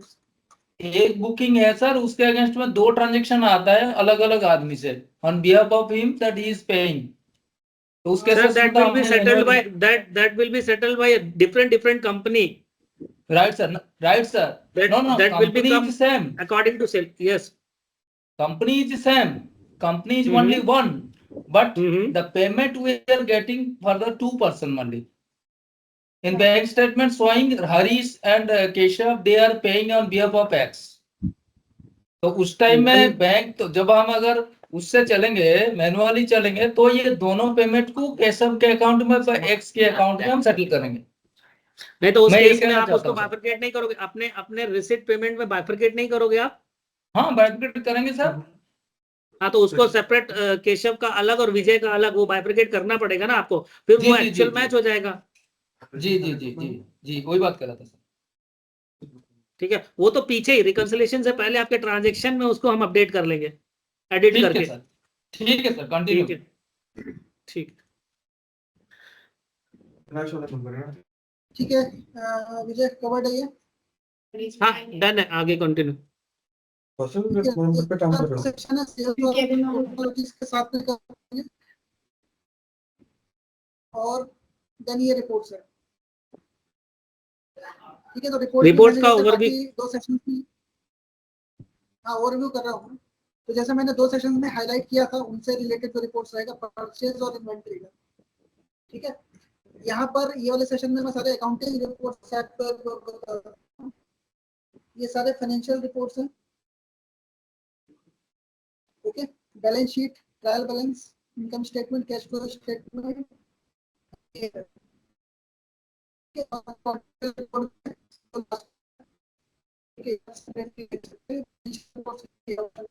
वॉइस ब्रेक हो रहा है सर थोड़ा। नितिन भाई वॉइस भी, हाँ बिल्कुल बिल्कुल बिल्कुल। हाँ मैं ये कह रहा था फाइनेंशियल रिपोर्ट्स है वो सारे एक ही सेक्शन में मिल जाएंगे आपको, रिपोर्ट्स के अंदर फाइनेंशियल। ठीक है, और सारे रिपोर्ट्स में कस्टमाइजेशन प्लस एक्सपोर्ट ऑप्शन सभी है। जैसे मैं ट्रायल बैलेंस अभी ओपन कर रहा हूँ। ठीक है, तो जो भी आपको डेट रेंज लेना है, ग्रुप वाइज लेना है या लेजर वाइज लेना है, आप यहाँ पर सेलेक्ट कर सकते हैं। ओके, जैसे करंट फाइनेंशियल ईयर का लेना है या कस्टम डेट रेंज लेना है, तो आप कस्टम करके यहाँ पर डेट मैन्युअली एंटर कर सकते हैं। और नितिन, मुझे एक चीज जानना था, हमारा जो एजिंग दिखेगा, डेटर्स एजिंग, वो होटल लॉजिक्स में दिखेगा या होस्ट बुक में दिखेगा? सर आप एंट्री यहाँ कर रहे हैं तो होस्ट में दिखेगा, ऑब्वियसली फाइनेंशियल मॉड्यूल में दिखेगा, ये होस्ट बुक में। ठीक है। डेटर्स का जो एजिंग है नितिन, आप होटल लॉजिक से भी ले सकते हैं, और डेटा सिंक करने के बाद यहाँ पर भी मिल जाएगा सर। और एजिंग वाइज आ जाएगा ना? सर कंपनी वाइज आउटस्टैंडिंग अगर आपको देखना है तो वो आप होटलॉजिक से ही देखोगे। ओके, और ageing company wise bill, sorry bill wise जितना होगा। ओके, बिल वाइज वहाँ पे होगा। मिलेगा इधर भी, लेकिन मिलेगा इधर भी, वो भी सेम ही है, ऐसा कुछ नहीं, दोनों में इशू नहीं है, लेकिन आप उधर से ही लेके जाओगे। हाँ, एजिंग देखनी है तो वही आपको बता रहा हूँ, कितना। डेटर्स का जो रिपोर्ट है वो वहाँ पर आपको प्रॉपर मिलेगा, सिंकिंग के बाद यहाँ भी मिल जाएगा, बट वो रिकनसाइल होना चाहिए, दोनों जगह डेटा मैच होगा हाँ, तो उधर ही यहाँ से रिपोर्ट परफेक्ट मिलेगा। इधर मिलेगा बिल वाइज, आइटम वाइज नहीं, बिल वाइज। बिल वाइज, हाँ। और सेम क्रेडिटर्स के भी नेट- दिखेगा? हाँ सेम सर, सेम दोनों मिलेगा, इधर मिलेगा। क्रेडिटर तो इधर ही मिलेगा, क्योंकि आप इधर ही ट्रांजेक्शन कर रहे हो, होटलॉजिक से उसका कोई मतलब नहीं है। Right right. ये मैं आपका नितिन, जितना सामने स्क्रीन पे फील्ड दिख रहा है वो एक्सप्लेन करते जाना। कस्टम पे पहुंच गए थे, ग्रुप वाइज और लेजर वाइज वो भी है ना सब कुछ, अगर कोई भी रिपोर्ट ओपन कर रहे हो तो। देखिए ये जो मैंने बना रहा हूँ उसमें भी, ठीक है, ओके ट्रायल बैलेंस ओके, में ग्रुप वाइज लेजर दोनों रिपोर्ट है, ये वाला रिपोर्ट है लेजर वाइज। मेरे पास चिपका पड़ा है क्या? कुछ तो ठीक है, इशू है सारे नेटवर्क। रिपोर्ट्स में नहीं अभी required आपने customizations कोई भी and फील्ड नितिन, कोई भी फील्ड सिलेक्ट नहीं किया। नितिन मेरी आवाज आ रही है? आ रही है। कोई भी फील्ड इधर से सिलेक्ट नहीं किया तो अभी फील्ड आपने। सेलेक्ट नहीं करना है ना, मैं ऑल लेजर्स का रिपोर्ट दिखा रहा हूँ। अच्छा, बाद में उधर ग्रुप वाइज और लेजर वाइज लेके जा रहा हूँ। ठीक है। तो सभी रिपोर्ट में एक्सपोर्ट का ऑप्शन है, एक्सेल में पीडीएफ में जैसा चाहिए आप यहाँ से जनरेट कर सकते हैं डॉक्यूमेंट।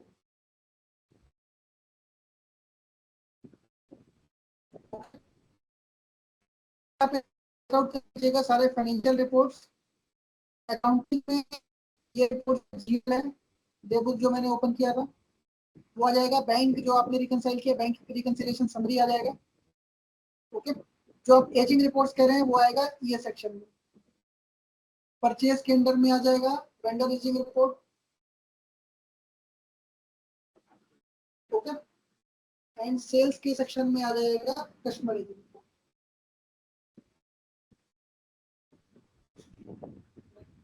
ठीक है, बाकी सेल एंड परचेज रजिस्टर तो है ही, वो रिपोर्ट डिटेल मिलेगी सेल एंड परचेज का। ठीक है, इंक्लूडिंग उसमें पेमेंट्स क्या ड्यू है वो सब भी रिपोर्ट में आएगा। ठीक है, जहां पर आपको लार्जर वॉल्यूम में डेटा डाउनलोड करना रहेगा उसके लिए भी यूटिलिटी रिपोर्ट्स है। ठीक है, यहाँ पर एक ऑप्शन शो नहीं हो रहा है,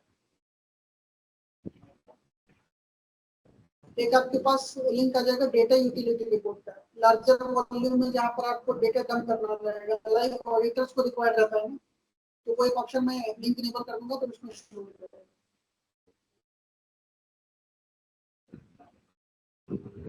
ठीक है, बाकी इन्वेंट्री रिपोर्ट्स में एक्सप्लेन कर चुका हूँ। कंप्लायंसेस हमने किया है, तो ये आप टैक्स रिपोर्ट भी कंसीडर कर सकते हैं। जहाँ पर आप टीडीएस डिडक्ट कर रहे हो वो टीडीएस रिपोर्ट में आ जाएगा, और जो आपका जीएसटी है उसका एक सेपरेट रिपोर्ट है। ठीक है, कंप्लायंसेस के लिए वैसे इंटीग्रेशन रहेगा अदर मॉड्यूल्स यहाँ से, जीएसटी एंड टीडीएस, तो ये हम लास्ट में कवर करेंगे ईआरपी के बाद।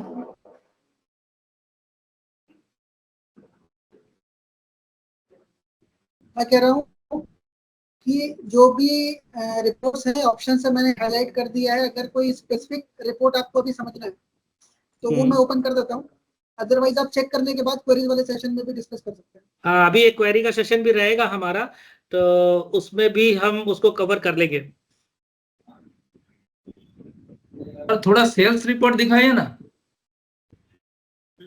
सेल्स में क्या चाहिए सर? सेल्स में अभी हमारे पास डाटा नहीं है एक्चुअली, किसी दूसरी यूनिट पे दिखा दो नितिन। हाँ थोड़ा आपको एक format कोई दिखा देता हूँ। डेमो है तो हाँ बस फॉर्मेट देखना है, सेल्स दिखा दो, सेल्स रिपोर्ट Format दिखा दिखा दो। देता हूँ। ये सेल्स एक्सपोर्ट वाला जो है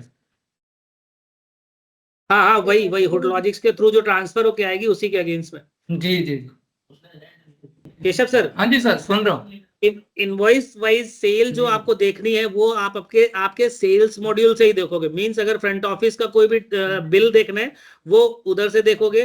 पॉइंट ऑफ सेल का कोई भी बिल देखना है तो अगर आपके पास पॉसिस्ट है या सेपरेट आप होटलॉजिक्स में यूज करते हो तो वो उससे ही देखोगे। हमारे पास केवल और केवल डेटर आउटस्टैंडिंग वो इनवॉइस के अगेंस्ट में देता है, ठीक है, क्योंकि आपका जो ये रेवेन्यू ट्रांसफर इंटरफेस है ये रेवेन्यू बेस्ड है, बिल वाइज नहीं है।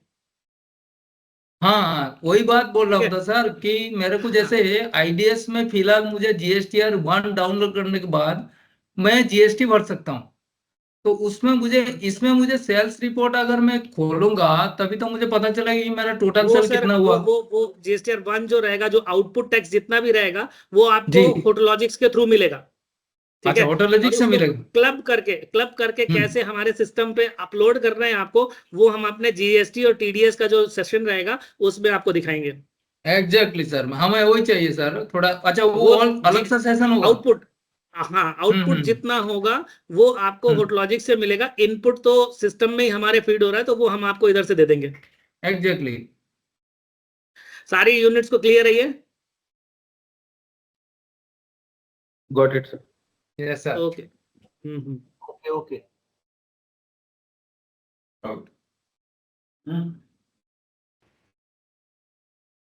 मुझे नेट स्लो है मेरा, क्या हुआ? नेट स्लो है मेरा। मैं दिखा दूं क्या? हाँ कर सकते हो, हाँ रुको मैं थोड़ा सा जल्दी शेयर करो। करूँ। हाँ बस यही दिखाना ना, सेल्स इनवॉइस और जो मतलब सेल्स रिपोर्ट और वो वॉल्यूम दिखाना। ज्यादा ना, टाइम लगेगा। देख रहा हूँ, फिर ओपन करके वैसे इधर से जरूरत नहीं है नितिन भाई, इधर से जरूरत नहीं है। सेल्स रिपोर्ट जितनी होगी वो सारी की सारी होटलॉजिक से ही आएगी, क्योंकि उधर से इनवॉइस नंबर वाइज वैल्यू वो मिल, इनवॉइस नंबर वाइज मिल जाएगा जितने वही लगता है। रिकॉर्ड्स दिखा रहा हूँ। अभी क्या है ना, नहीं जितना विजय डायरेक्ट पेमेंट हो गया मींस कैश पेमेंट अगर किसी का हुआ तो वो हमारे पास एज ए इनवॉइस नहीं आएगा। नहीं विजय जी आप कह रहे हैं कि टैक्सेबल जब आप समझाएंगे तभी तो ये रिपोर्ट जनरेट होगी, हमें दिखा भी सकते हैं। तो अगर अभी किसी आप तक सेल्स अभी की बात करो सर, केशव सर मैं सेल्स की जीएसटी बात कर। हाँ सेल्स की बात कर रहा हूँ सर। सेल्स का जो भी आपका रिपोर्ट होगा, टैक्स रिपोर्ट जीएसटीआर रिपोर्ट जो होगा वो होटलॉजिक से जी निकलेगा। इनवॉइस वाइज सेल चाहिए तो वो भी आपका होटलॉजिक से निकलेगा, ठीक है। हम केवल आपको यहाँ पे डेटा आउटस्टैंडिंग देंगे जो होटलॉजिक्स के थ्रू हम ट्रांसफर लेंगे होस्टबुक में। Okay okay okay sir done it got it sir. ठीक है, तो इसलिए सेल्स इनवॉइस सेल्स रजिस्टर यहाँ पे यूज नहीं होगा, वो आपका एक्यूरेट मैच नहीं करेगा उससे। ओके सर ओके इस गॉट इट सर। तरीके से आप